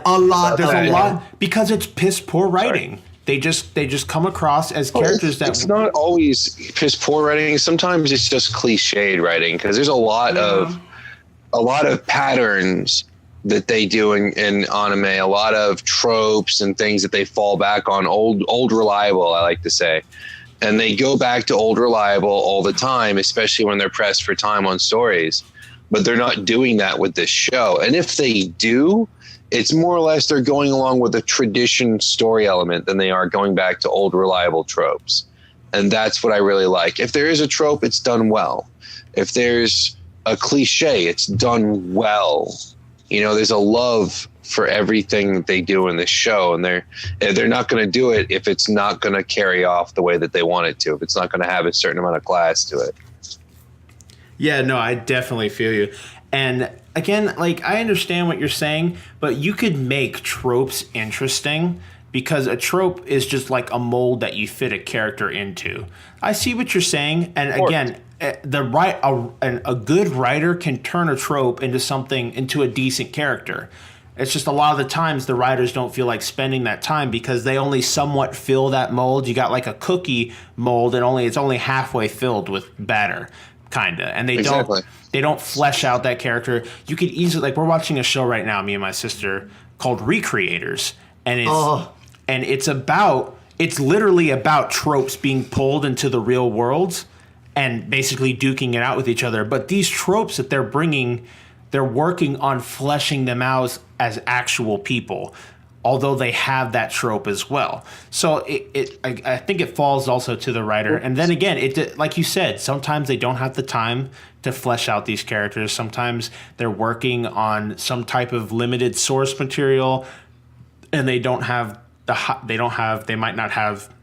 Because a lot of these studios, they work under a director. They have a lot of production companies riding their asses too. It's not that different from over here. Yeah, definitely. I mean, a lot of series get killed by the publishers stepping in and going, you need to have this done by this time, and this time. If you got to cut shit out, cut it out, so on and so forth. And you end up with these hyper condensed stories that are missing a lot. Yeah, no, I definitely feel you. And it's just, again, we go back to the show as a whole. It's a well-written show. The characters are well-written. The story is well-written. And the show as a whole does a very good job at building tension. A lot of shonen as a whole is build up to payoff. And they just have to do that well. The music does a good job at enhancing that. The music in Boku no Hero is so good. Even to the point where there's a meme that's kind of built up across YouTube where people put one of the main songs that they sing or that they play when some of the more hype moments of the show happen, they put that to other shows. And they say it's called, because the song's called You Say Run, right? I think so. Or You Say Run, something like that. Or You Say Go. And they put that to other shows, and they say that You Say Run can work with anything, and it does. It works with anything. The song is like the definition of build up to payoff. The way the song plays out, it's just the music is so good in Boku no Hero. Even to the openings are excellent as well, and it's just got a lot of production value. The animation is good when things are going down. They do a good job at controlling their budget, where it's not just like when the fights happen, the fights are excellent. And then they do a good job of managing when they're not talking. It's not just a still image with mouths flapping. There's still animation going on most of the time, and you still have stuff going on. So one last thing, and then we'll move back to wait, how did we get on it's a tangent. Shugo It's so good. Shugo Shut up with It was a big Shugo tangent. It was a big true. tangent. But if you're listening and you have not heard of the show, or even if you don't watch anime, I just recommend it for a good story. I don't see it as anime, I just see it as a good story, and it's just well written as a whole. You can find it on Crunchyroll. They have both seasons. And Crunchyroll's free too. You could watch it for free on Crunchyroll. You just got to deal with ads. So yeah, that was a huge ass tangent. Watch but Shugachara. stop with the Shugachara. SHUGOCHAR. So wait, so we still have Sean's opinion on. Well, Sean Look it up, gives Shawn. somewhat of his Sean is opinion. patiently waiting. But Sean hasn't played a lot of Persona, although I've been pushing him to touch it so that he would actually be able to provide some sort of... But he's played the other Shin Megami Tensei games and Persona as a whole, and he's seen a bit of Persona 5.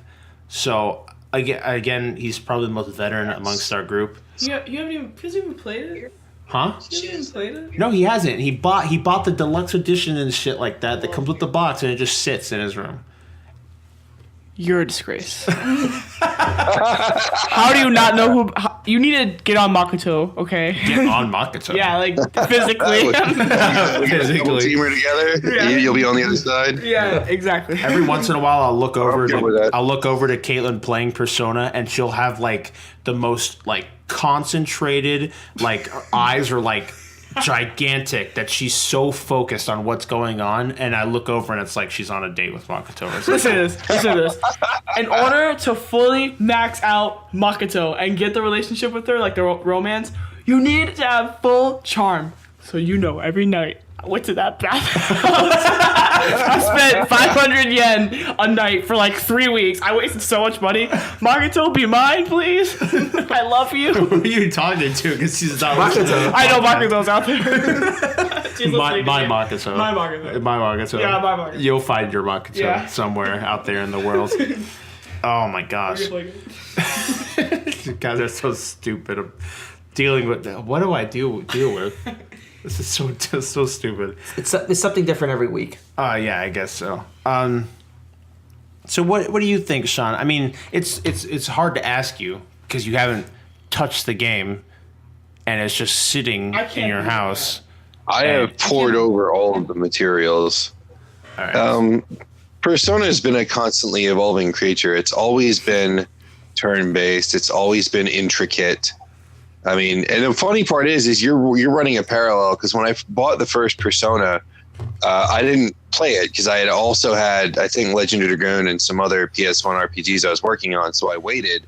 So my sister played it and fucking fell all over the damn thing, just like yours has. You know, Listen. and it's a really good game. And then I was actually one of the few Americans because I didn't realize it didn't come over here. I have the second Persona, and it has English. At least the one that I have has English, and I've got Persona 3. Although I never got to play it on a system for long, I had to play it on my system. I had to play it on somebody else's, but I played the shit out of Persona 3. I've played Persona 4. These games eat you. They do. Especially with Persona 4, when talking about that episodic format and how it gives you information in a very specific pacing. It's very deliberate on how you uncover plot points and you learn things and you have so many options. And each playthrough of the game can be a different, or at least a somewhat different story, you know? And when starting with the third one, they started really bringing in the whole relationship element on a much deeper, more intricate level. So I've always really appreciated Persona. It's always been a lighter side of the series because Persona is part of the Shin Megami Tensei multiverse, where you have Persona, Last Bible, Exile, or is it Last Exile and Last Bible? I think you've got Shin Megami Tensei, which is almost a deconstruction of the whole, JRPG universe. Because the JRPGs were always, they had darkness to them, but it was always in a fairly Disney-esque kind of way. Like the Final Fantasies up until 6 didn't get that dark. It was always PG-13 dark, it was, they were always very well written. They always had these AAA budgets when it came to writing and pacing and all that. But Persona and the Shin Megami Tensei at large always went darker, went heavier, had these metaphysical themes, really made you think and care about the characters. And with Persona, it was always high schoolers, and there was always some sort of interesting story. It's always been very unique. It's always been very about the style. It's always been very I think it's the attention to detail, man.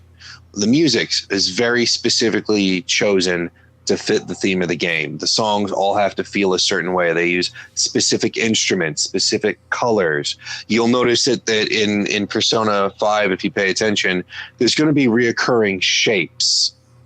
You know, they go really deep with the aesthetic. Yeah, And no, I feel everything forms. Yeah, it forms this very cohesive universe. It reminds me a lot of how like certain directors will make their shows, their movies. Like, for instance, Guillermo del Toro made Hellboy and then removed every ounce of red from the movie except for Hellboy and a couple spots of blood. So you're really drawn to Hellboy, and he sticks out in every scene because he's the only red thing in the fucking movie. Like, Persona takes that, multiplies it times 1,000. And everything's very heavily stylized, and it's very much about the experience of riding through this story. And that's something you lose inexorably. You lose that when you go full sandbox. When you try and get too Western and present all these choices, you sacrifice an adherence to story, and you sacrifice that visceral experience of living through another world and experiencing these different choices. And I really like the fact that when a turn-based game, you get that additional layer of strategy. You get to choose how the characters attack. You get to formulate. And like you've talked about builds, right? Persona is one of the few turn-based strategy games that has a complete attention to detail where you can do like tank builds and aggro builds and what's the term? Elemental effects and buffs and debuffs. You can do buff builds, debuff builds. It's a very MMO kind of mentality. Persona's been doing that for a very long time, you know? So I just like the fact that the universes are very detailed, and I'm fucking repeating myself here, but I can't gush enough with the way that so many series have abandoned what makes a role-playing game special, why we started playing them in the first place, to make choices for these characters, to experience their world, their lives, the threat of, you know, their universe, and saving the people that they care about, and deciding what's important and putting yourself in their shoes. Persona never forgot that. They never left it behind. They never abandoned it. They didn't try and westernize anything. They've always stuck by what they feel is going to be the best experience. And there's not a lot of series out there that focus entirely on how the experience is going to be for the player. So, you know, they're looking for, like, for instance, Final Fantasy, for the longest time, one of their biggest things was it has to be a spectacle. Fuck you. If you make a really good game, it is a spectacle.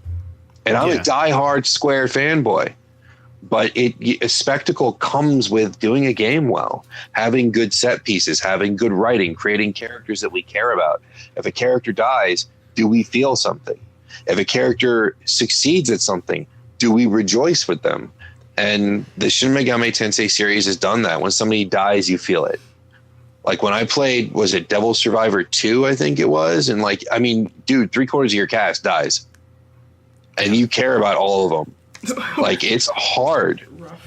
But by the time you finish those stories, you feel like you've watched 5 years worth of an anime and it just wrapped up, and now you're upset that the game's over. Yeah. So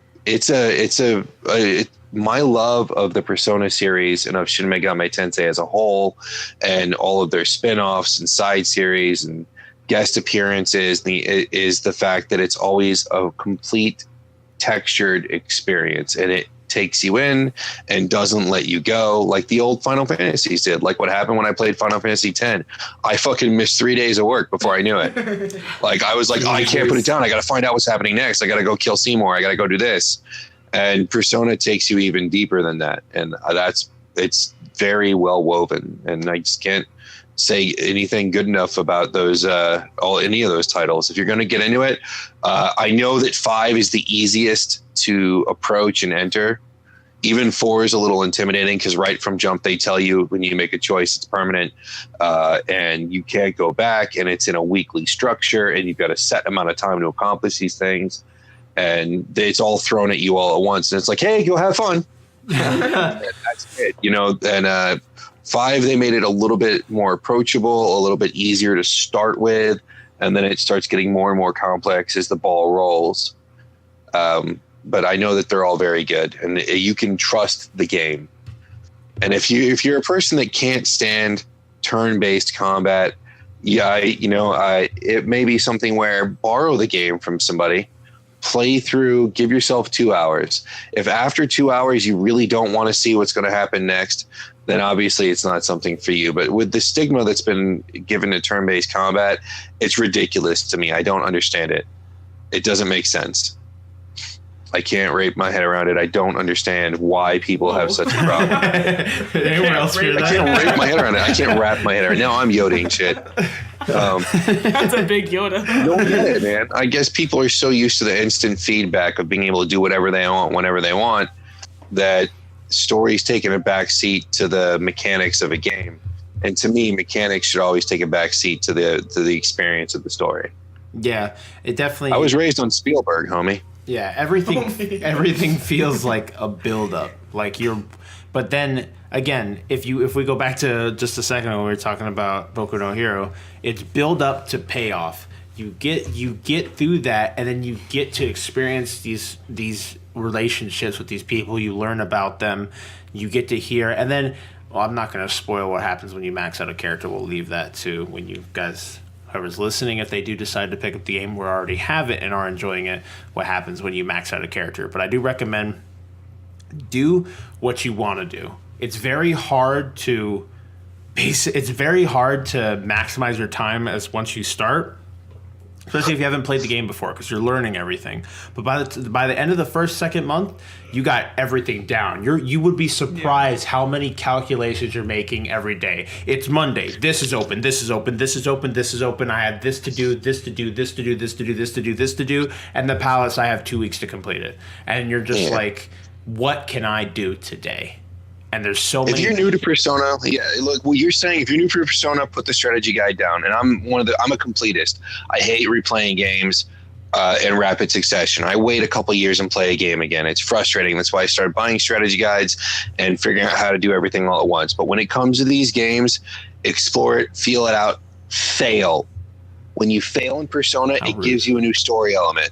When you succeed in Persona, it gives you a new story element. Every time you play through it, the story is going to change a little bit depending on what choices you make and the experiences you have. It's about living a life over a set amount of time. They've been doing this since 3. They give you a set amount of time. You're this person. Live their life. Be a hero. Live their life. See what happens. So just make the choices how you see fit and see how it goes. After you've played it once or twice, pick up a strategy guide, see what options are out there. But make the choices that you want to make as that person. And enjoy the story. Enjoy the show. Yeah, definitely. It's all about that. You're going through this story. It's a very heavy narrative game. And I'd say, again, going back to recommendations, if you're new to the series, if you pick up this game and you don't find yourself enjoying the characters or being with the characters within the first 4 to 6 hours, I'd say that because the tutorial ends around the 4th hour. So the game will start to open up around that time. After the 3rd to 4th hour, the game starts to open up. If you're not enjoying the story, if you don't care what happens to these characters, if you don't care learning more about these characters, you're going to be stuck with them for 80 to 100 hours, depending on what difficulty you're playing on. And I also recommend if you're new to the game, don't be a hero. Don't slap that shit on hard or merciless and just That's go. me. Every time I pick up a game. Because you will grow to hate the game very quickly. Saves are far and few in between. You have to deal with your character at any moment possibly being one shot if you make a simple mistake, and the strategy is ever present. I have refined this one persona to keep my character fucking alive in case anything happens. That persona's job is to keep my main character from dying. The moment your main character falls over and trips like the wet paper napkin he is, that is game over. You are either sent back to the last save room you were in, or if it's a boss battle, you get sent back to the start of the boss. So I wasn't paying attention earlier, but if I don't know if you told them or not, but for the 3 people that are listening to the podcast, We the love premise those 3 behind people. Persona- Hey, like and Yes, we do. subscribe, leave a comment. Oh yeah, like and subscribe, thumbs up, gleam. But Tell us how much you hate us. Persona's main story, the thing that makes Persona unique in the Shin Megami Tensei universe, is that, and they all have this to a degree, but Persona plays this element up very heavily, and that is that personas are spirits that are elements of your personality.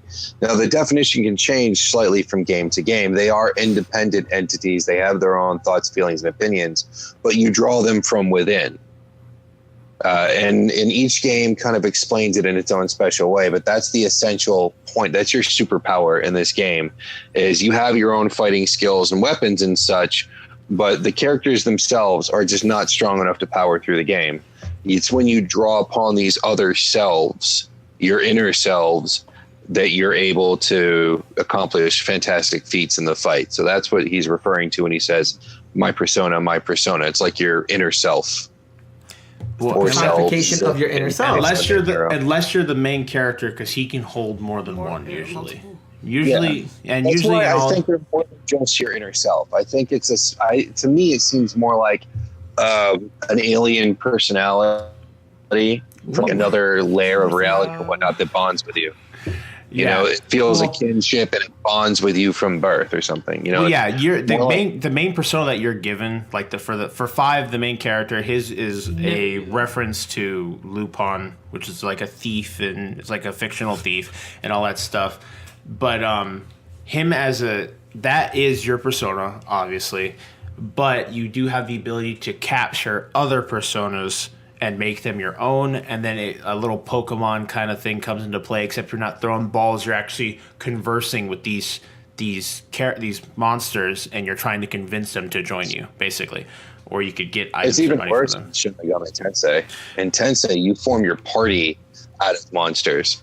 So they're called demons, but you form your party out of it. You have human characters that will join your party, but for the most part, when you're fighting, it's like you've got whoever the main character is, and then you've got a fairy or a goblin or Thor or whoever you happen to have invited from the various pantheons and mythologies into your party, and you can summon them out at will, and they fight alongside you. And there's a very strong Pokemon element in there, because you are constantly, if you fight a new guy, you're like, fuck, don't kill him.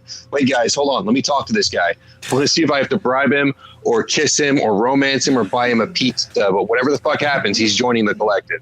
Yeah, definitely, I feel you. And they all have personalities. Yeah, so going back to, if you're new to the series, if you don't want to drop the money, see if you can borrow it from someone, or the way I have not seen a Redbox that has had Persona in it. So if you even research it, look up gameplay, early gameplay. Don't go into episode 300 that some YouTuber uploaded. Don't spoil yourself with the story. Watch it. See how it plays out. See how it develops. Get a little idea of what the story is and what's going on with these characters, and make your decision based on that. That's the best thing I could tell you without you dropping the $60 to get the game.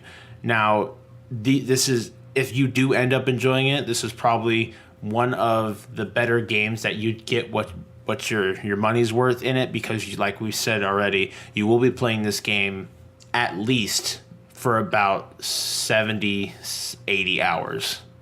So you will get you'll get time out of it, basically almost $1 for an hour and if you do end up enjoying it, it will quickly become one of your favorite games of the turn-based. Might I say that this year has been a blessing? Holy shit. It has. All of the wondrous... Nier, right? We got another Zelda game. That's nice. But we got Nier and Persona in the same year. Both games that are fresh and new and doing their own thing, but are incorporating every good element from 20 some odd years of gaming. Nier, Jesus, dude, we've said it I don't know how many times, but it used to be that when you'd play an action adventure game, they threw in a variety of things so that the game was always fresh. always something new, interesting. The pacing, the story, you're just always drawn in, kind of like with a good show or with Persona, for instance. And then that faded away, and you've gotten games for the last 10, 15 years, 20 years, where it's been more and more, here's this one thing, and we're going to do this one thing really, really well and just do different set pieces based around this one thing. But when you play Nier, you've got shooter, you've got bullet hell, you've got a little bit of RPG element. There's a heavy character building, story building, different camera perspectives. Sometimes you're platforming. It's just so well-rounded. And I haven't seen a game like that. I told you when I played the demo, I was so excited because it felt like the first time I picked up Devil May Cry, or the first time I played a really good PS2 game, it was like that. And now they're bringing that full-fledged gaming experience back, and I want to see more of that. I want to see more of what they did with Nier, because Nier blows the shit away out of what Dragon Guard was. Like, Dragon Guard was fun, and those games were good. They had the weirdest possible fucking stories. For those of you who don't know, so good. the lineage of games, although they're loosely connected to one another, is we had Drakengard 1, 2, and 3, and then we had Nier, which came out a couple years ago. It was PS2, and then I think it was PS2. Was it PS2 or PS3? I don't know. Nier. PS3. Okay, and then Nier Automata is the continuation of one of the endings from Nier. The way these games, if you have not touched them before, the way they play out is normally you play through the game once, and that's like the start of your adventure. The rest of the game will play out as you continue to go through multiple playthroughs and more information is uncovered to you, usually in ingenious ways. In Nier Automata, I'd say they're very ingenious in how they uncover what is truly going on in the story, how the characters develop, the whole existential crisis that's going on with these robots that have consciousness. Yes. So it's definitely a good story, and just Platinum did an excellent job on the game. The game always feels fresh. The game always feels like you're always doing something new, and every time you get to a new area, you are excited to experience what's going on. You're not feeling a drag like, oh, I'm going to have to go through pools of fucking enemies again and all this shit like that. You're always excited to see what's coming up next. And Every environment's different. Every level plays out different. Yeah, it's really well made. And to a point, dude, it's not like Drakengard at all. Because Drakengard, every time you play through it, and you play a new story, it's a different variation on the story. It's like watching a parallel universe play out. Like, different characters will die, different characters will survive. You get different endings, and each ending is a parallel universe that coexists side by side. With Nier, both games, every time you play through it, you get more of the story. The world becomes wider and wider. You get more and more elements, but it's one story from multiple perspectives, which is, I think, a much stronger case for a game. The Dragon Guard is cool because you get to have a different game each time you play it. But Nier, it's like a new season. Yeah, definitely. From a different perspective, you know. It's like you're reliving the story, but I'm just repeating what you're saying. By the way, we're gushing. We are gay for this game. I'm not even gonna lie. I do this game, but I'd marry it. I cannot say how. Again, I started the topic with it, but it is easily in my top 5 games I have ever played. Yeah, enough to the point where I bought the soundtrack. Again, the presentation is excellent. Wait. You had to make a choice. One of them was going to fall off a cliff and drown. Mario Sunshine or Nier? I think my brain just stopped working. Like, who would you push? Well, Mario Sunshine ain't got shit. Which one would you say? Mario Sunshine can't hold a fucking candle to Nier in a lot of elements. Mario, right, in your heart of hearts. Now, I'm going to say Mario only because if it didn't have the word Mario on it, I would not give the game a second look. I probably would have never even experienced it in the first place. Can you get what I'm saying? So I say Nier just because there are things that happened to me while I was playing Nier that I still cannot explain to this day. I am a different man as a whole from some of the experiences that I had from getting the true ending, just everything that happened. Like I could not remember the last time that I was actually sitting there with my jaw like open, like understanding what was going on and truly realizing just how well put together this game, like the endings and the way the story wraps up to this game, and you truly like it. I can't explain it, but I felt something like.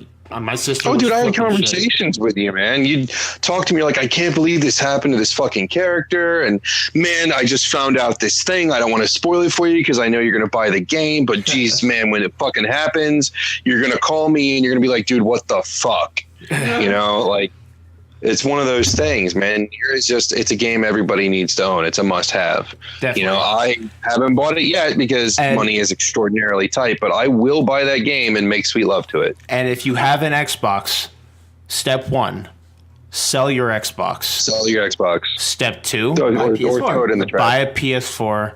Step 3, get Nier, Horizon, and Persona 5. Well, if you like the idea of Persona 5, but Nier and Horizon are much more accessible because they're more of like you're running around doing stuff that's not as strategy intensive, like as Persona Even if 5 you is. don't like fucking turn-based games, buy the damn game. If you don't like it, just blame Kyle. Yeah, dude, yo, definitely blame me. Type a comment. Thought Patrol. My dad works at Nintendo, and Hashtag Thought Patrol. you suck ass, and I'll have you know I was in the top of my class in the U.S. Navy SEALs. Oh my God, please and stop. The meme. So, And then Antony will send you a picture that he has found that is tasteful and artistic, and you'll never sleep again. Yes, just tell me what you like and I'll find it. Yeah, he'll find it. He'll find it. We'll set It'll be up your a- reward for the comment. That's what we'll do for you. we'll set up an email or something that you can send requests to Anthony, and he'll send you Oh my porno God. back. That'll be a fucking thing. Letters to Antony. Antony, I really like Darth Vader. And then you get a Darth Vader with his asshole turned inside out. Watch out, I was going back to the asshole. Lightsaber Wait. nipples. Darth Vader doesn't have an asshole. Does he? Dude, you would find it. No, but we're talking about like in a logical sense. Would that shit be fused tight because it is melted and Oh stuff? no, dude, he's not entirely robotic, man. No, I mean, Yeah, I know his that, but that cavity shit is be fucking fused or replaced. melted together or some Yeah, shit. but he's got both legs missing. I have no. An arm missing. Damn, why did we go there? I retract the statement. So if they were to remove someone's legs, would they just remove the legs like right at the crotchular area, or they cut the whole like from the stomach, like the waist? Well, remember, he was burning in Why would they lava. do that? So he was Oh my burning in lava. god, why are we talking about this? Because what's easier, It connecting hurts. robotic legs to a human pelvis, or just attaching like two halves If you together? cut off from like here, like a bunch, there's organs there. There goes your urinary. Not from the hip down. Okay, so From the Guardians of the hip Galaxy 2. I mean, Has down? anybody else seen it? Anyone? Wait, No. what? Where's your No, hip? I have like, not up, seen like, Guardians of the down Galaxy here? 2. I'm Dominican, so it's pretty high. Okay, What the good. fuck does that have to do with anything? You'll lose like all of your. No, we have organs not will seen be Guardians of the peed. Galaxy. I heard it was good though. Nobody? It's very good. It's very different. It's a very different feel from the first movie. The first movie was like a comedy action adventure, and the second movie plays up the comedy even more. And there's a lot of differences between the canon in the film and in the comic books. Guardians of the Galaxy was a second string set of superheroes. First batch came out in the 60s, late 60s, early 70s, with Yondu and a bunch of other characters, which you're about to get to know. And then it passed out for a while, and then it came back a little bit, and then disappeared and came back, and they brought in Star-Lord and Rocket, and it kind of faded away. And they were always out in the tertiary floating around. But when Marvel was missing superhero teams because their number one property was owned by Fox, and Sony had these guys and Fox had these guys, and so they couldn't do Fantastic Four, they couldn't do X-Men, and they reached out and grabbed Guardians because it's a little known property. I mean, unless you're a Marvel diehard like I was, you wouldn't even know who they are. And so they gave them free reign to kind of do a little bit of recreation, a little bit of polish, come out with something new. And as it turns out, it's in my opinion, the best Marvel films thus far are the two Guardians movies, but they're very different in tone from the Avengers films, which are darker and more human. And don't get me wrong, Star Wars Journey and everything, there's a lot of things about what makes a person human when he's with these different alien species, and that's there, but the I don't know, the texture of the films is very different, and it's very much like something that I would have loved as a kid. It's very like the first couple of Harry Potters or Holes or, E.T. It's got that same kind of magic to it. I mean, more high end, I guess, but the new movie's good. It's very different, and it's got a shit ton load of Easter eggs specifically for long-term Marvel fans. If you have not steeped yourself in Marvel and learned about all these interesting side characters and shit, you will not know what you're watching. You'll just think it's awesome. But I was catching shit left and right and giggling like a little boy that's being tickled at Sunday school. Like, it was awesome. I really enjoyed it, and I heavily suggest, if you've got the money, go check out the movie. It's very heartwarming. Okay. Much more so than the first one. It's more emotional. All right.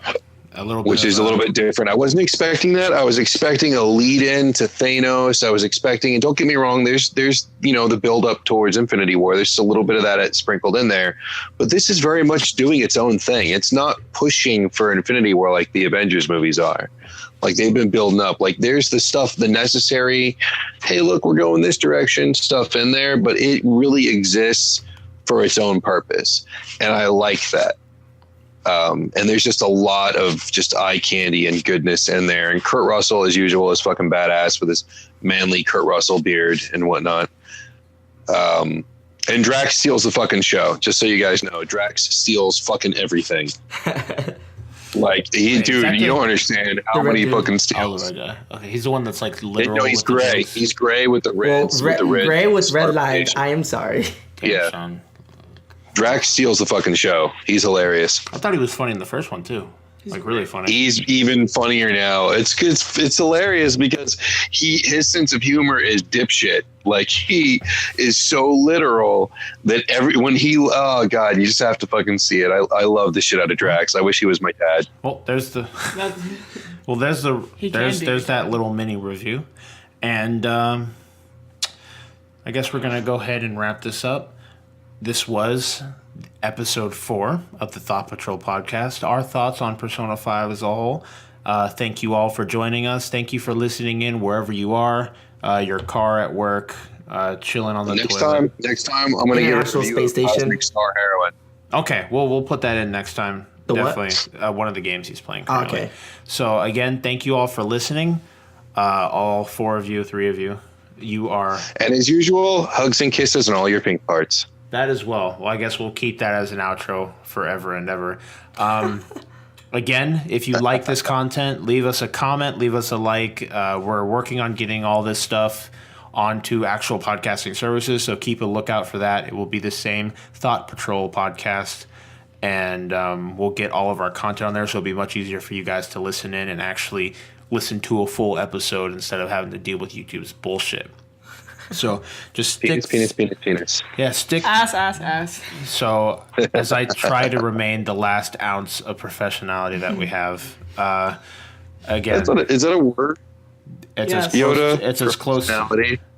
Yeah. Professionality? Is that your professional word? Professionism. You fucking barking dog. So, god damn it. You don't know how much it hurts me when I'm editing this, all the background noise that we pick up. But we're working on it. I'm eventually going to get us some more microphones, so we'll be a bit more set up. Maybe we could even live stream the event at one point and have actual cameras going on so you could see our disgusting faces and you could see all the bullshit that happens while we're fucking recording, like playing full matches of Mario Kart while we're talking about Persona 5. So stupid. I swear to God. All right. So I would have won if I didn't have to, like... Yeah, right. We're playing. Okay. We're playing again. All right. So I again, love you, Antony. yes. I love you, all. Shawn. I was. Butlet. I love you, True Butlet. We Yeah, I love were you too, accompanied Shawn. by everyone. I'm Kyle, Especially my I'm Antony. Butlet. Butlet, I am Anthony. Yeah, Antony, Butlet and and then- Antony. our lovely Anthony co-host is Shawn fabulous. as well over the Discords. Thank you. And you all have a wonderful day. Peace. Peace.